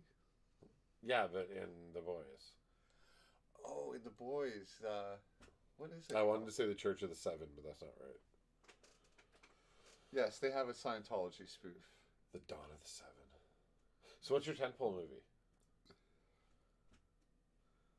What is your guilty pleasure tentpole movie? I mean, I don't mind if you pick the same one again, because maybe we need to like it again after watching. But then I want to watch the new one. I'm not even sure what you're talking about. The Matrix. Oh, you could pick Independence Day. I know how much you love that movie. Oh, I hate Independence Day. It's so dumb. I know. So bad. Tentpole movie. I know, you're making it tough. Putting me on the spot. On the spot for 4 hours. I've had a week to think of Oh, I a know. movie for next week. You've had 6 months to compile a list of films you want to pick and have it ready on your phone. You could have categorized that list and even made a program. I was going to say Cabin in the Woods. We did that like 3 weeks ago. Yeah, I think the minimum's a year cap. And I think maybe we need someone to start cataloging. Because then you're like, Barry, no, you picked this already. You're the hyper-organized guy. I know, but we just smoked all this weed and now you're like... Talking production meeting stuff from 4 hours ago. I mean, what era of tentpole would you want to pick from? What? We haven't done Kick-Ass in a while, have we? I love That is definitely not a tentpole film. Yeah, I guess not. Kick-Ass 2 was Okay, mistakenly so. it's not as good. Yeah, and Kick-Ass's charm is that it wasn't a big budget advertised film. It was just a really cool film that everyone found out about quickly. Apparently there's a Hit Girl movie coming, like Kick-Ass 3 of some sort. Yeah, I'm down for more Chloe Moretz. Yeah, like... I don't know. She's really good. I think she's good at the character. And honestly, there's a lot of times where you see a film. I know there's not a lot of films like this, but the whole hiding your identity film, like it's been done a couple times, even in the storyline with 11 and stuff in Stranger Things. It just has never been done as like the vigilante superhero in these. I type want of 11 movies. to get her powers back. I think it happens in 5, 6, 7. At the end of 4 is when the government comes and talks to her and says, "Hey, we need your help to beat this thing. We'll do what it takes to get you your powers. Might take weeks, might take months." And she goes with them. A lot happens in the last 3 episodes. A lot, like a lot. I'm looking forward to it. And then there's more coming in July. And then there's still times where it feels not slow, but paced and nice, and then still so much happens in it. What'd you think of... But they're also like an hour and 10 minutes. Like, these things are getting ridiculous. These are movies. We are now Yes. we are now watching Bollywood-length movies and Hollywood-length TV shows. And we're oversaturated with great shows. Like, do you know how weird 22 minutes feels? That's Like why when- I'm liking the Creep Show, because it's just these little 10 or 15 minute stories. Like when Rick and Morty finally puts out season 5? Season 6? Season 5? I think it's 6 now. Season 5. Season 5 was just out. Wasn't it? Or am I off by 1? I don't remember right now. I'm pretty high. But I think even that'll be weird being 22 minutes and waiting a whole week. Especially since I don't watch it live with commercials. Like, I watch it edited with no commercials. So I think that's going to feel weird. Like, we were watching hour and 10-minute episodes of Stranger Things. It's true, they're very The long. Boys are hour and 15. Like, which episodes? 22 minutes? Or even, like, the Boys episodes just felt really short. But Or he might be talking about the Showberry, which just had a new season come out. I hear nothing. Oh, that's a different show. Because I hear nothing was short in that, but that's Hung. Just a different character. I have not seen Barry. I've heard so many good things. Forever. Yeah, the Showberry. Well, it's really nice to finally hear a Barry being betrayed goodly. Well, You don't like the way Ezra Miller portrays Barry Allen? I don't like the way Ezra Miller portrays Ezra Miller. I knew what you meant there, Scotty.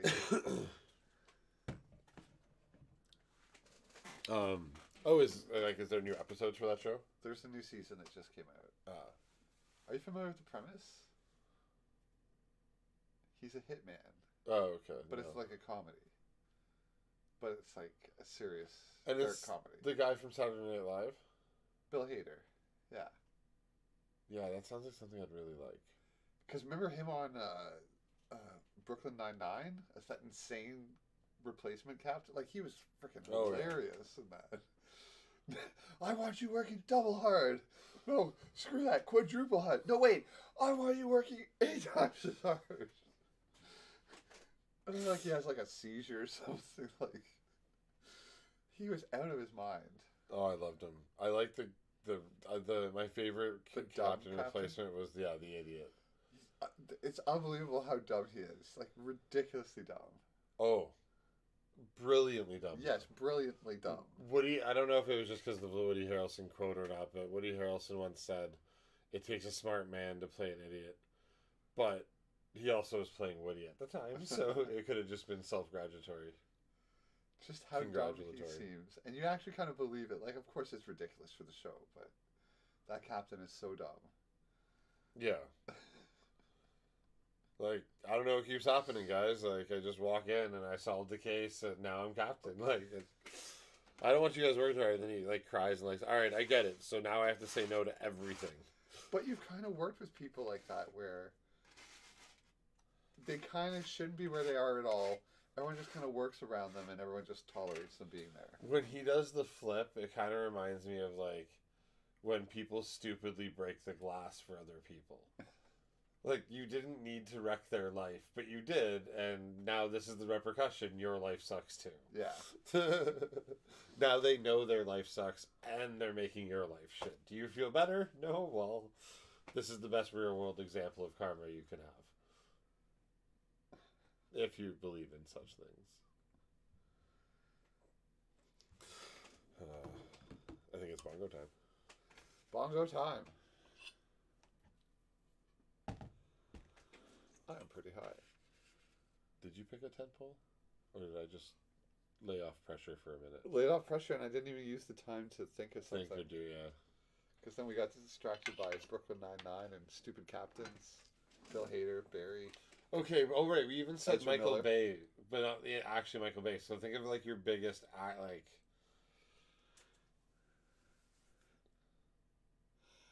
Oh, I've kind of wanted to watch again.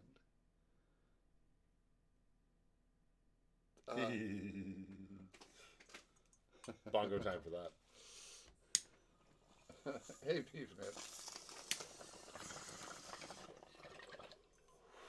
The shoutouts are kind of like bongo time for a reason.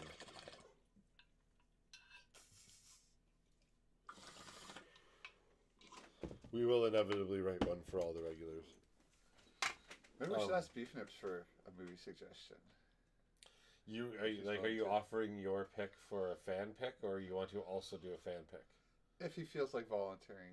Beef something. Nips, do you have No pressure, though. a hidden, kind of like a hidden pleasure tent pole style movie, like a big Hollywood?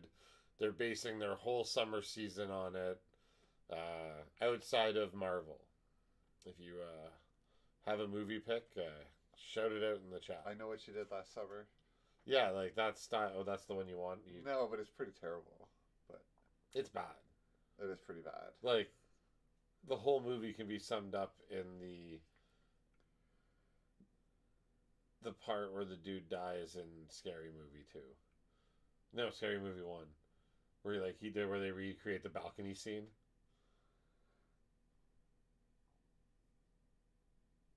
I know she did last summer famously has the balcony scene. Where she's like watching her boyfriend be slaughtered up in the balcony and Yes. she's like but they do it in Scary Movie way better. Okay. And I'm almost positive with the same actor. Like, What is about a that the scary same movie dude? pick? I could go for a scary movie 4. Oh God. You always Like, say that. No, not oh God on that. Just that we've done Scary Movie a handful of times. Has it been within the year? Yeah, because I was at my last shop when we did it. We did it before Halloween. It's quite a while ago. Yeah, but I mean, like, that's within the year. Oh. We can't repeat in a year. Damn it. There's so many more movies out there. That's true. Like, things we haven't done are, like, tentpole movies of our growing up years, either. Like, I was thinking the Final James Destination. Cameron of the good years. Me and Didi are on the same wavelength there. I was thinking number 2, maybe. I mean, The log one. I'll allow it. Yes, just because we did 1 and 4 or 5, whichever one loops back. I heard number 6 is coming out. Yeah, all right. So I'm good at doing number 2, and then we'll check which ones we did before, and we'll do those before number 6. I put on Final Destination movies in the background when I'm doing stuff because It's me groaning about your old picks now. You're always groaning about mine. I even tried to guide you to the 90s there. But Finale Destination is really great. Nah.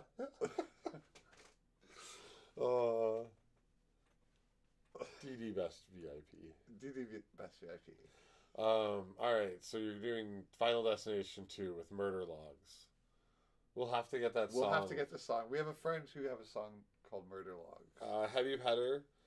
I share a drummer with them, which Bigfoot Portal. It's what's our chat? Bigfoot Heavy Portal Petter or something like that. We have a group chat with all of us in it. They don't know about Heavy Petter and Big Portal. Oh Bigfoot yeah, right. Portal Sorry, Crisis. my band's name is Bigfoot Portal Crisis, and their band's name is Heavy Petter, and we have the same drummer. That was the weirdest way I could say that my drummer is in another band named Heavy Petter. Yep. Wow, I do that a lot. I like explain things in a very weird way. Roundabout way, but you get there. I apologize. It happens. A lot. And you got a shush. For Finale Destination. Yes. 2. I Number feel 2. like that's gonna make it into a graphic now. It wasn't going to until you gave me that idea. And until Beef Nips clipped it. No, I'm kidding. All of a sudden, the clip appears back in Discord, or it stayed there. A little more Nemesis for the night. The new GMO's Nemesis from Mad Dab Labs and 30 Going on 13. Madablabs. Mad Dab Labs. Check them out at maddablabs.com. I love those Final Destination movies. You get a sticker pack.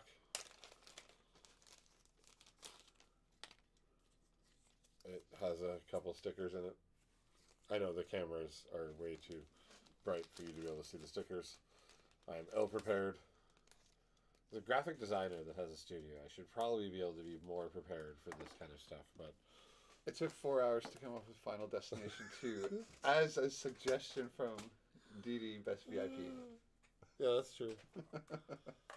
Even though it's bizarre, I really was thinking of that movie. So, or that series. I think that's our way of being like, we actually do try to prepare in some way for this. It just sometimes we also smoke weed while we're trying to prepare, and that leads us here. Like, I actually had to go screen cap this picture of bloody dongs. Like, we put work into this. It's true. I don't know what Scotty Meggs is trying to say. Oh, he's got little dab icons. They kind of look like eyes. It looks like the No It does. Fear eyes. Really aging myself there. Back to the boys. I loved him in it. Yeah, he's good. He's good. He's a real asshole. When they bring him back. And some of the lines he says to the girl, like, And it's really, it's doubly funny when you find out that he is, in are real dog life, whistles. like, he's super, He's a nice guy, yeah, he's a good dude. but he ain't a good dude on the boys. Or at least, like, I mean, he's not the worst, but he seems pretty bad. And that's how Zazzy found out dog rentals are a thing. Yes, this film clearly had to rent these. Oh, can we put on the other one first? Which one? The PSA. Where is it? Drugs are bad. This is my favorite one.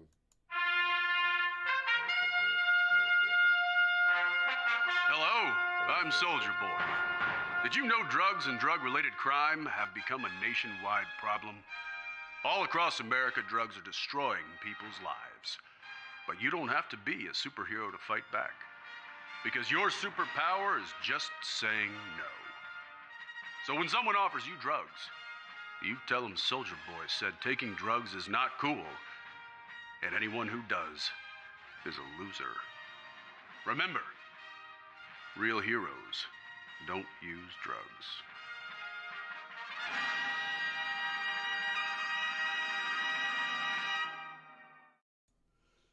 And we're back. Robot Jocks. I am curious. 89. It's funny. I've never heard of this, but I'll take that as a. All right. If you want to throw it, because we don't really have a pick from Ryan. He's been staring so hard at the screen, he hasn't let us know what he picked. But yeah, I've never heard of it either. Release date November 21st, 1990. But I'll happily give it a shot if we need a third movie. All right. Robot Jocks. I mean, if it's the name you throw out there, it's probably going to be pretty good, or at least interesting in some way. Well, I put it out to Ryan. I'm sure we can add it to Discord if he has a good idea. But Robot Jocks, let's do it. I will add those to Discord now. And it's so sci-fi. that we don't get high and forget them again. Oh, there is a clip in there. Oh, in our Discord, yeah. Jocks. Jobs.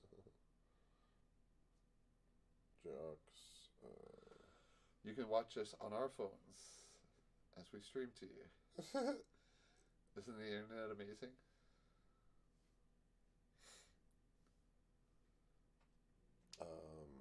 I picked fast.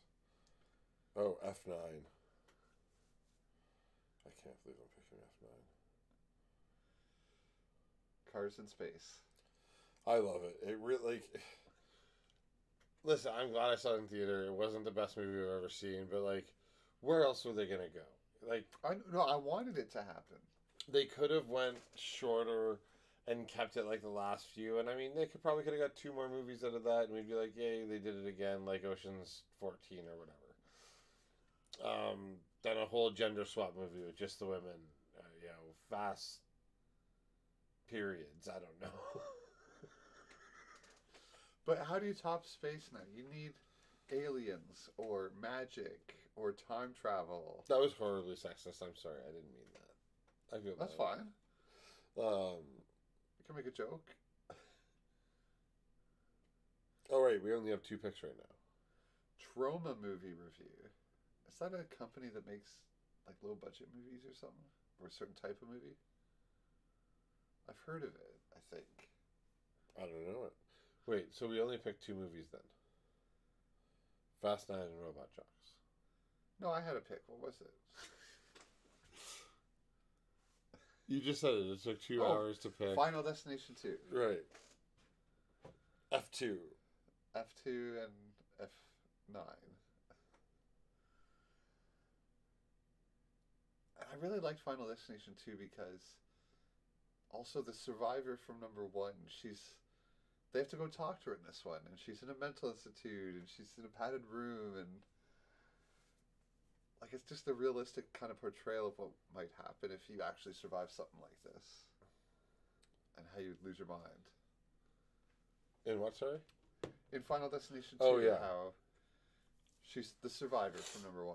Oh, wait. Did we not do Final Destination 2? Because now I'm remembering Candyman. Well, he kind of has knowledge of the afterlife somehow. Yeah, and they talk to him in number 2. He's the mortician. Yeah. Or the. Oh, no. They don't talk to him until number 4. What did they talk to? I don't remember. Yeah, I think later, because there's no survivors anymore. See, Scotty knows about Finale Destination.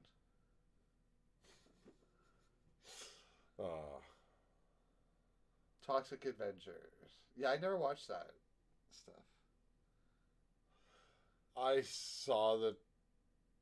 Did I, or did I just seen reviews of it? I might have seen it. I don't remember now. You misspelled slap. And isn't it Toxic Avengers, not Toxic Adventure? No. Or is it Toxic Adventure? I thought it was Toxic Avengers. No, it's the Toxic Avenger. There's only one? Yeah. I don't know. Love Malignant. I love...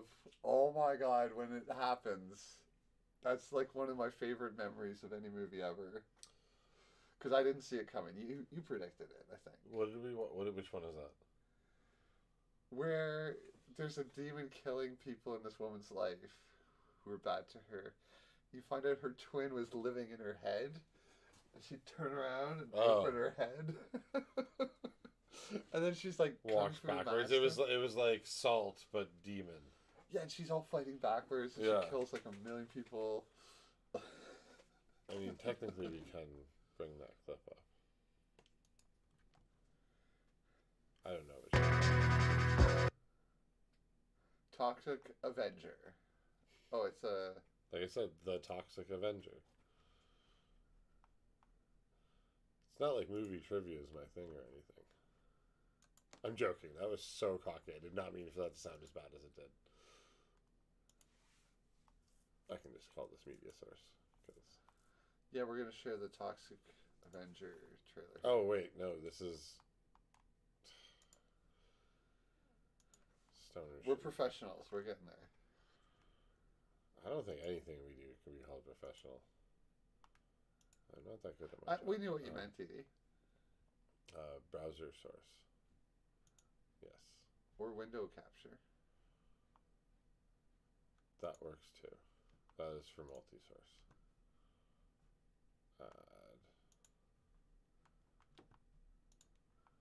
Yeah, it's old, but I'm still a little too old to have watched it when it when it was on.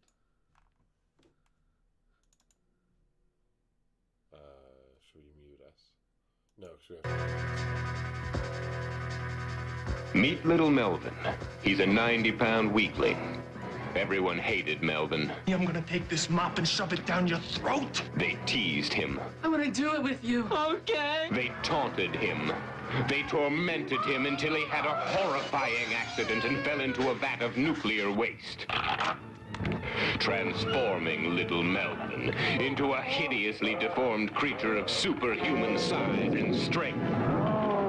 Melvin became the Toxic Avenger. The first superhero born out of nuclear waste. Holy shit!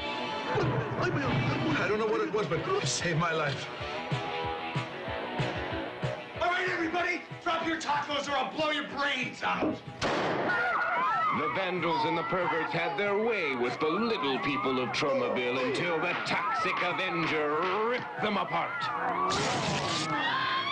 The Toxic Avenger. His face is so terrifying. We can't show it to you now. You'll have to see the movie for yourself. The Toxic Avenger can bend steel with his bare hands. Oh, we're on a kid. Get it? Leap small cars in a single bound. He crushes drug pushers. Smashes hit-and-run drivers. For incredible explosive action, you must see the Toxic Avenger. He's a different kind of hero. The Toxic Avenger is coming to your town. Look out.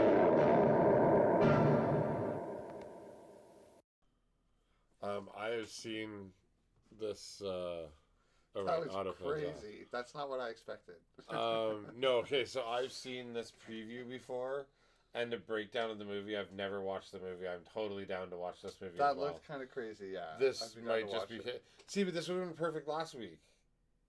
Off-brand superhero? Yeah, which, again, I don't remember how he got to Coherence. Oh, Ryan just changed his mind and... No, he picked an off-brand superhero, Blankman. I picked Coherence off of the... I had picked Kick-Ass or something. But then, I guess Everything Everywhere... Oh, that was my pick. Oh, maybe we decided to change the theme to multiverse for no reason, and then that just turned out to also be kind of an off-brand superhero movie. That trailer was crazy, and it showed very adult scenes in the trailer. There is public molestation in that movie. Yeah. Or simulated, or Yeah. the onset of. It's like, whoa, all right. But man, the amount of things that happened, it's like, this story's going to be terrible, but a lot of crazy things are going to happen. Yeah, that kind of describes most of the movies of the early 90s. Hopefully not Robot Jocks, but we'll see. Oh, we're watching two. Are we going to watch two old movies? Well, we can't rescind Robot Jocks now. Well, I know, but we could do Toxic Avengers another week. That was pretty crazy. It's true. I'm going to see if Ryan ever looked at his phone, because he does complain about staying up all night. Well, he's busy staring at chat, not his phone. That's true. Although sometimes he seems to be able to stare at chat while doing his phone, so... He's just looking at the reflection off... Or he's looking at chat on his phone. Yeah. That's what he's doing. Oh, no. I am very curious about Yeah, me Robot too. Jocks. We are definitely doing Robot Jocks. We didn't, like... The only theme was tentpole, big budget, but... Well, he said that didn't meet the criteria, but... Yeah, but like themes are just so we can have an idea, because we've been picking movies for over 2 years, and We messed up this week's theme. We didn't have off-brand superheroes. yeah, we got stoned and changed the theme in the middle of. Mad Max 1979 of Pacific Rim. That sounds awesome. That sounds even better. Oh, see, I should have picked Pacific Rim. It sounds a lot better than that movie with Wolverine and robots. Wolverine and robots. Yeah. Logan? No, the movie about the Wolverine Origin? no, the movie about Rock'em Sock'em robots. Oh, God. Blue Steel. Oh.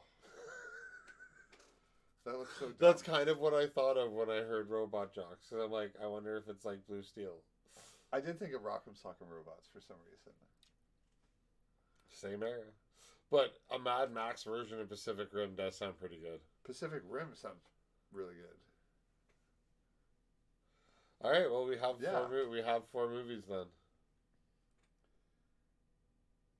Wait, what? I just put it. Oh yeah, fuck. We seem to have 2 cool movies and 2. Lame movies? It's ours, so it'll be lame ones. We are definitely not winning this one. All right, What is the winner of this week's movies? Maybe, well, Incoherence. I don't know. They're so different. Coherence? Yes. I'm incoherent. A little bit. It's definitely between Coherence. Like, my top picks between Coherence and Everything Everywhere All at Once.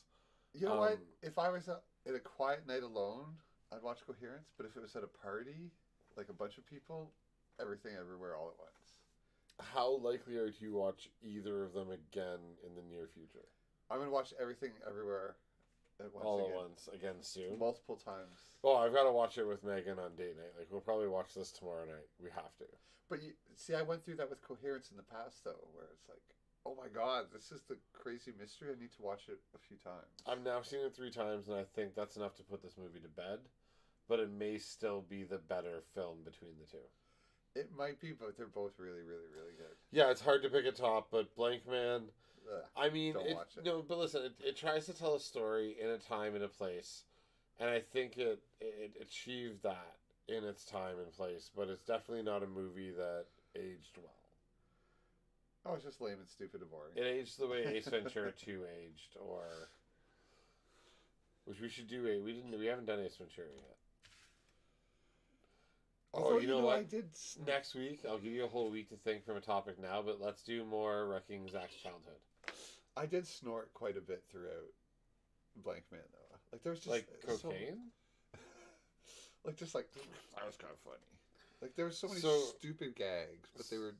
So you have a week to think of a film from your childhood that you used to love that we can wreck again, and I'll Okay, it's a joke when I say a movie from Zach's childhood, but we all pick.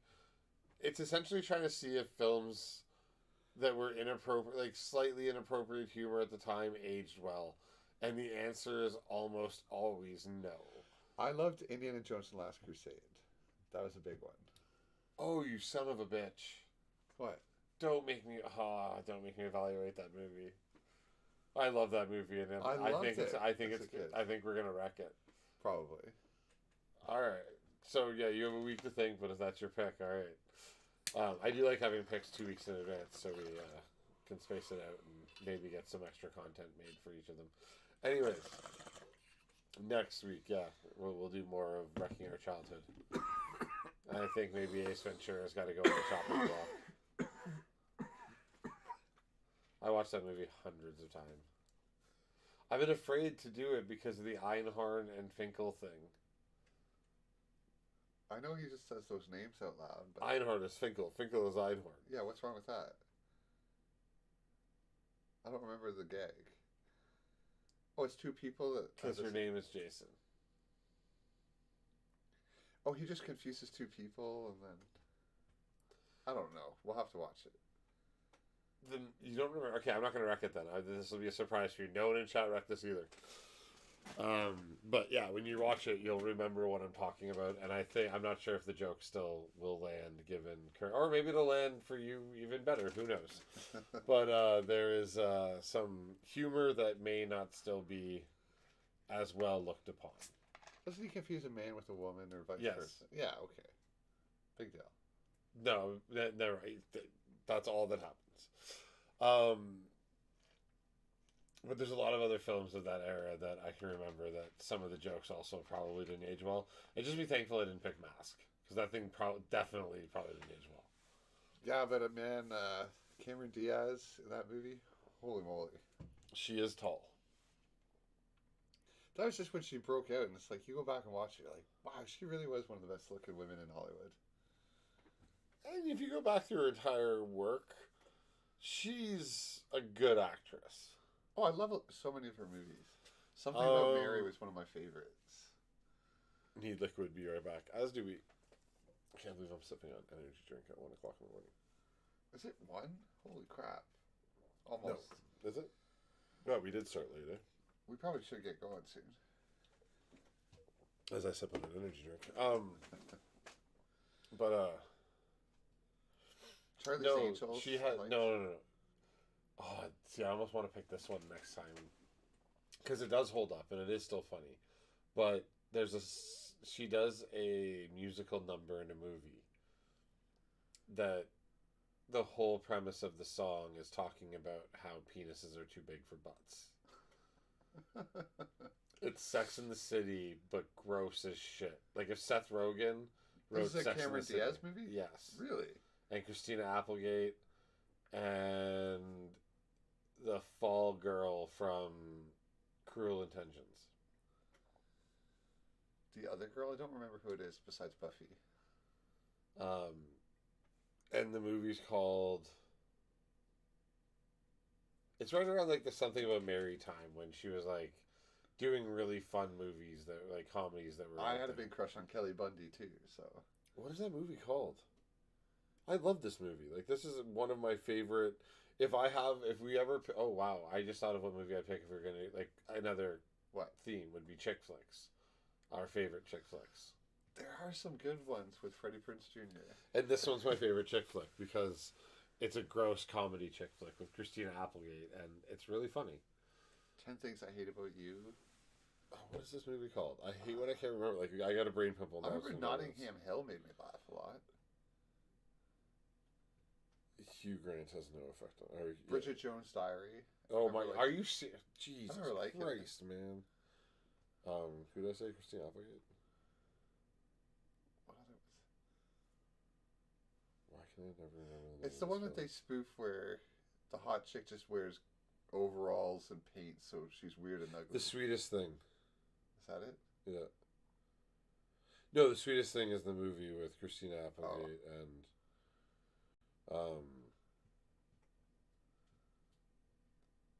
Yeah, Cameron Diaz, Christina Applegate, and now I'm trying to remember the other chick's name. Wait, she should be way further up. Selma Blair. I thought that's maybe who it was. Yeah. And I mean, this is one of the funniest movies of its time, and it is just... There's a whole scene where, like, her tongue ring is caught, or his dick ring is caught on, like, her uvula, and everyone has to hum and sing along the song, I Don't Want to Miss a Thing, from Armageddon. So everyone's singing Aerosmith's shitty anthem from that movie, and she's humming it, and that's to relax his dick somehow. That's or I kind of feel like there's more implication that he may ejaculate to lubricate. So what is this one? It's called The Sweetest Thing, and now I wish I would have picked it this Maybe week. I have seen it. Because I had a friend that loved all these movies, and so she made me watch them all. But they were pretty good, so I didn't mind. Yeah, this is one of the best chick flicks of all time.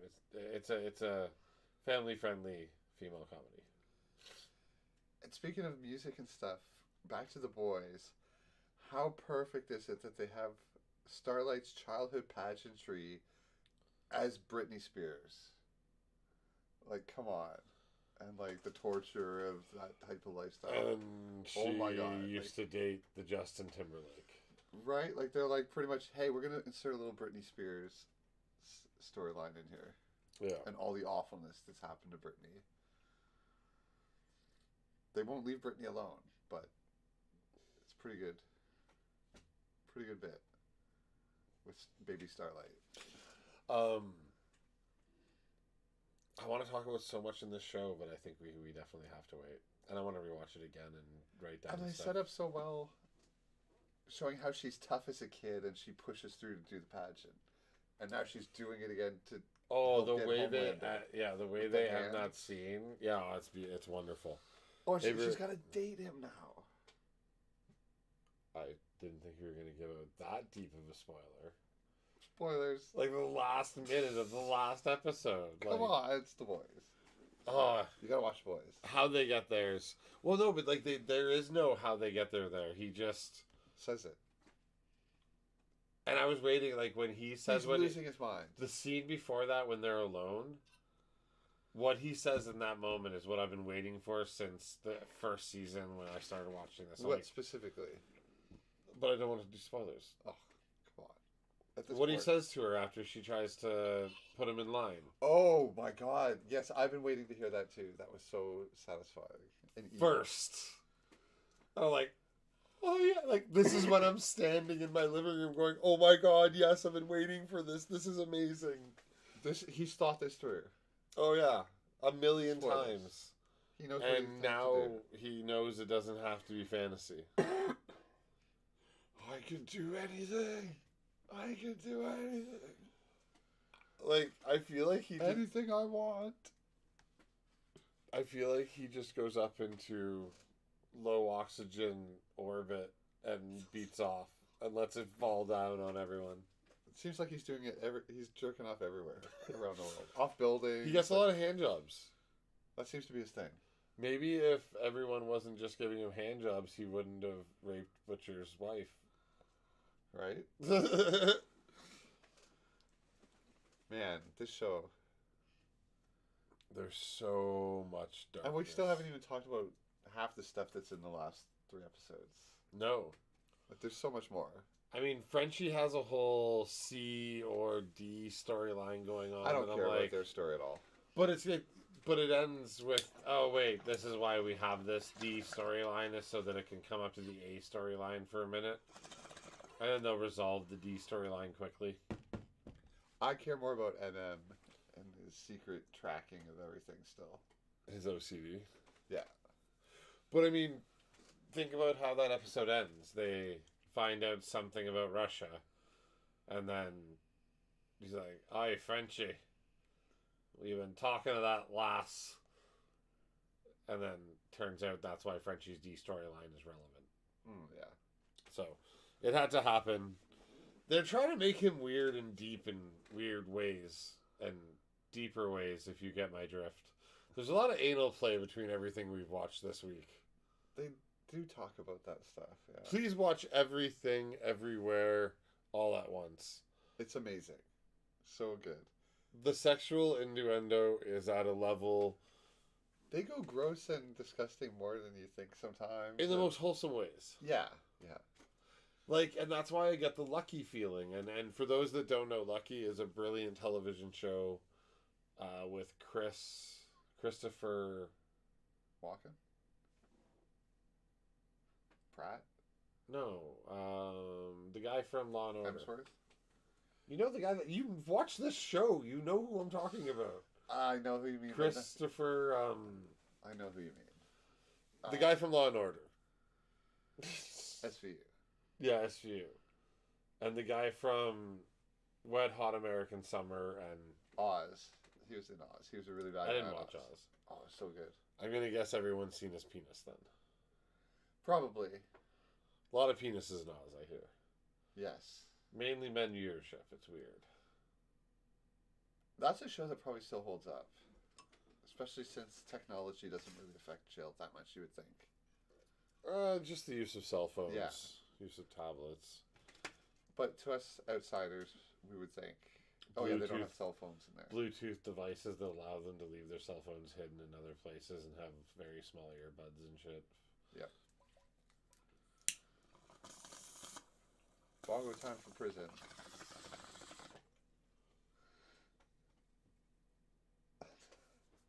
It's a really weird thing to do a Bongo Time I know. for. It's like the 7th most broken system in North America. And given the importance of that problem, it tells you how important the rest are. Various magnitudes of disaster. Wait, how did we get all the way to prisons? Oz. Oh, Christopher, whatever. What? Now it's And Lucky. Yeah, okay, anyways. Last name? Everything, Isn't everywhere, all at once. Did you say Isn't- Lucky? Oh, I meant happy. My bad. I'm like, what's this Lucky he's talking about? Sorry, happy. But yeah, it had really, really big happy vibes. Really big Lucky vibes. Don't do that. Now you're messing with me, and that's okay. Oh, I'm so happy with everything we picked this week. Bagel. No, Blankman was weird. Bagel. And like, it's like when they brought up the number. Is it 43? 42? 42. In Hitchhikers? yeah, like that's what that like the bagel felt similar to. Like, why not? I just put everything on a bagel, and when I say everything, I meant everything. Like, just because they didn't want to say it was a black hole. Oh my god, do you think for every black hole, it's like a donut hole to a bagel, and then there's another bagel on the other side? That's, well, a black hole's an infinite point, not a hole. A torus like that. I mean, even the model defines the exterior to be circular, and therefore can be considered... Like, when I say hole, I mean like donut hole. Yeah, but that's different than a singular point. So a black hole's not that shape.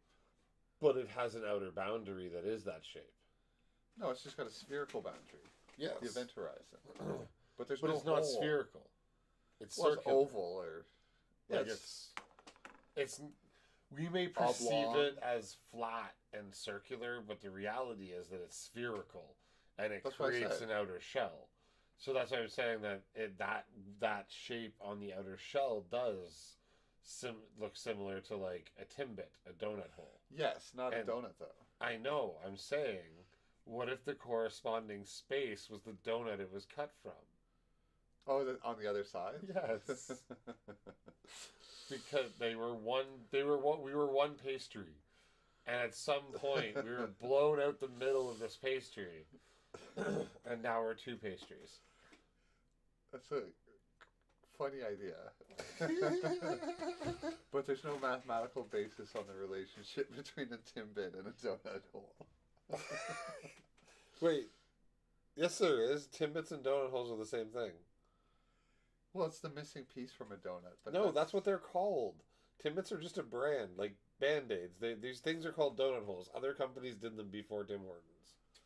They've been a thing for years. Oh, you've been confusing me by calling it a donut hole then. Why? Because I've been thinking of the actual hole in a donut. Oh, no, like a donut hole and a Timbit are the same thing. I know, but I thought you were saying the whole of a donut. Yeah, it is, because it's been cut out, so they're now connected. But the hole in a donut. This is getting very confusing and we're very high and it makes no sense. We're arguing back and forth about defining donut holes. Hey, man, they did a whole movie about a bagel. Yeah, but it was a really good movie. Did you know when Synchronic started? Or it's not Synchronic. Shit, now I'm thinking about the wrong... Oh my god, I wanted to pick Synchronic. So many lists. I need to start writing this down. And there's pen and paper in front of me. But we're going to talk about something else anyways. In Coherence... Did you know originally the idea was that there was only going to be 2 houses? A mirror image? It's just called Coherence. I said in the movie Coherence. You didn't say the movie. No, but that was my phrasing, not... Because otherwise I would have said... Finale Destination. Oh. Or Toxic Adventure. Wow. You're just mean. No joke. Well, we should do a final dab because we are rounding that 3-hour mark and we are pretty high. I'm sorry, Dee Dee. I couldn't resist. We should get even more stones so Zach can... Well, he hangs out for... We watch some. After, then I go home. For inquisiting people. He lives like 2 doors down. He walks. Crab walk. Like, look at that. That's like a solid... That's a lot of diamond. Thank you to our sponsor.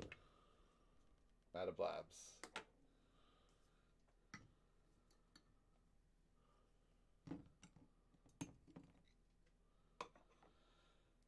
So Wednesday... Oh, you never got to use your big one. That's true. Oh, Bongo Time from both Dee Dee and Scotty. We will be signing off soon, but... Oh, we'll do the dab for Bongo Definitely. Time, but do you want to grab your thing? And Wednesday we will be pretty much talking about Stranger Things, Obi-Wan, and The Boys. We're going to pretty much try and fit in those other 2 shows after talking about The Boys. Lots of The Boys, yes. It's just how it is. As if we didn't talk about The Boys a lot tonight, but... If you thought we talked about The Boys a lot tonight, you probably shouldn't tune in Wednesday. That's fair. Zach's been waiting to use this for a long time. Why won't you light now? Thank you.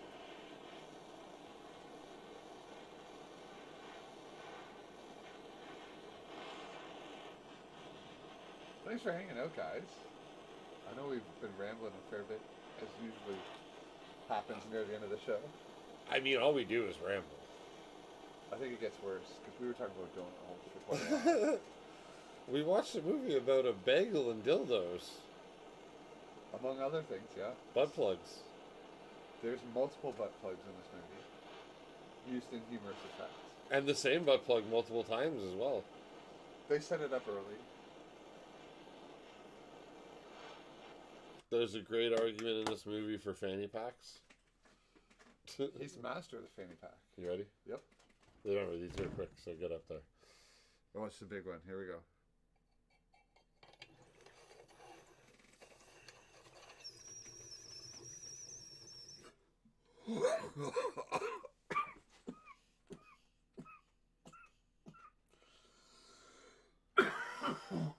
I think he's going to see stars. A little bit. That kind of worked.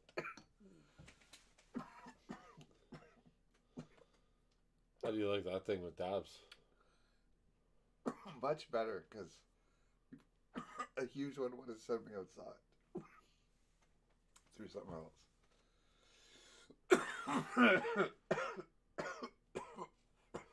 Actually, Are you asking for you can Corey Trevor? you can do a prediction on Twitch.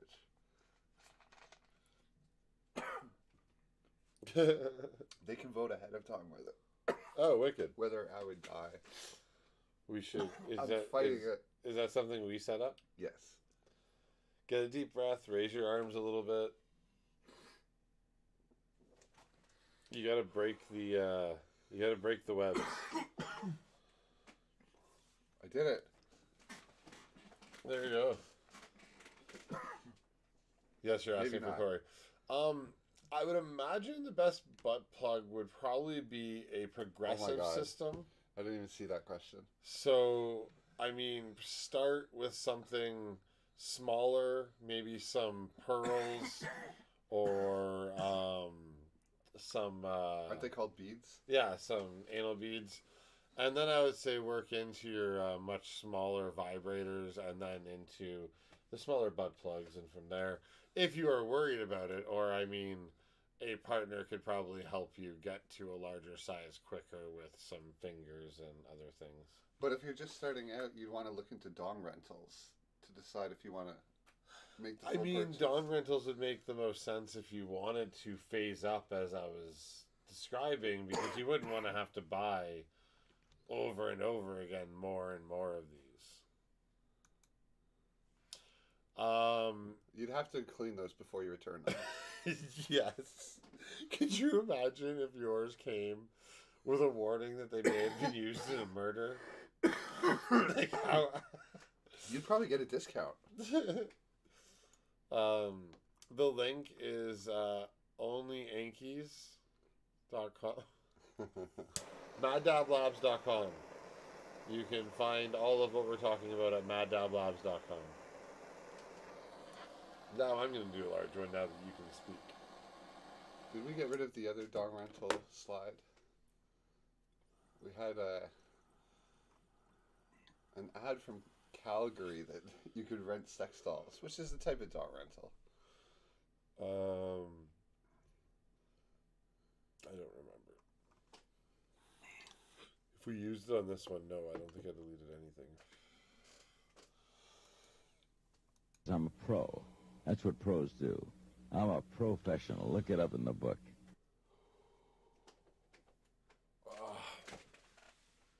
Wow. That dab hit me pretty good. I'm pretty stoned now. Might be a good time to sign off. I mean, unless there's anything else you'd like to speak about. These tend to straighten me out a little bit, actually, for a while. But if there's nothing else for us to talk about. Oh, I forgot we made that. We still have a whole bunch to add, because... Yeah. We're going to do more fan ones. Yep. We just have to be in a creative mood, and apparently tonight was not a creative mood, because it took 4 hours to come up with a tentpole movie. Well, we were so distracted by Coherence and everything. I would say with weed and Destiny as well. That too. All right, guys. Well, thanks for hanging out. Yeah, thank you for joining us. Next week we're going to be talking about on Wednesday we're going to be talking about Obi-Wan, Stranger Things, and primarily The Boys. The Boys. We're going to be tearing that apart a little bit. We're going to have some... Although I think Obi-Wan will come up a bit. It's episode 3 definitely has to be talked about. I don't think we refreshed from this afternoon because those are still the same ones. So let me do that for a minute and see if that changes. We're just gonna see who we can raid here, if anyone. Yep. All right. Well, when we're ready to do that, we can do that. But I'm really excited to break for some of the other content we're gonna do. And hopefully Ryan will be here that night. And so if you want to catch up, episode 3 of Obi-Wan, or all 3 episodes of Obi-Wan, all 7 episodes of Stranger Things, Yep. and 3 episodes of The Boys. Yes, because the 4th one won't be out yet. So Friday. Well, Thursday night, 3 a.m. I waited till Saturday morning, or I didn't watch it till Sunday morning. Friday morning. I actually waited. I held off. I waited a day too. I watched it on Sunday morning all together. I stayed off the internet, but I've taken Facebook off my phone, so I don't get any spoilers anymore. And thanks, Scotty and Beef Nips and Dee Dee for hanging out in the chat. We always appreciate all of you. Scotty the Marbles winner. Are your lungs good enough for one more bowl of Nemesis? Yes. Guys, thanks for hanging out. It's fun having you here. All right, one more little bowl Thanks of for Nemesis. listening to our stoned ramblings. But man, The Boys is so good. Like, really is the best thing on TV right now. Although I have to watch Severance because you will get no arguments. I mean, I don't think it could beat The Boys. Well, I mean, I can't say that. Anything can beat The Boys. Technically. We sound like shills for The Boys. Like I'm someone's total paying show us. for The Boys. Like Garth Ennis himself is paying us. You know, the thing is, I kind of know someone where I could maybe be an extra on The Boys, but...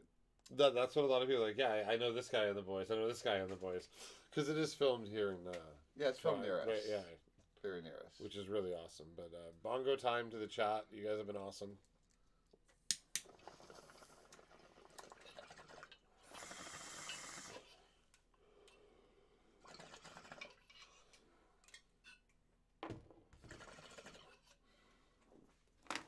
Oh, that was fantastic. We're going to...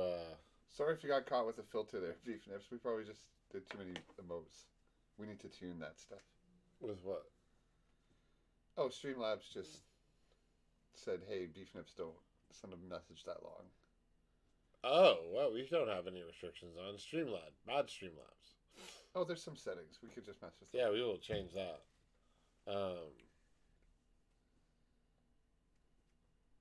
Yeah, we're going to raid 420 Sesh, our friend.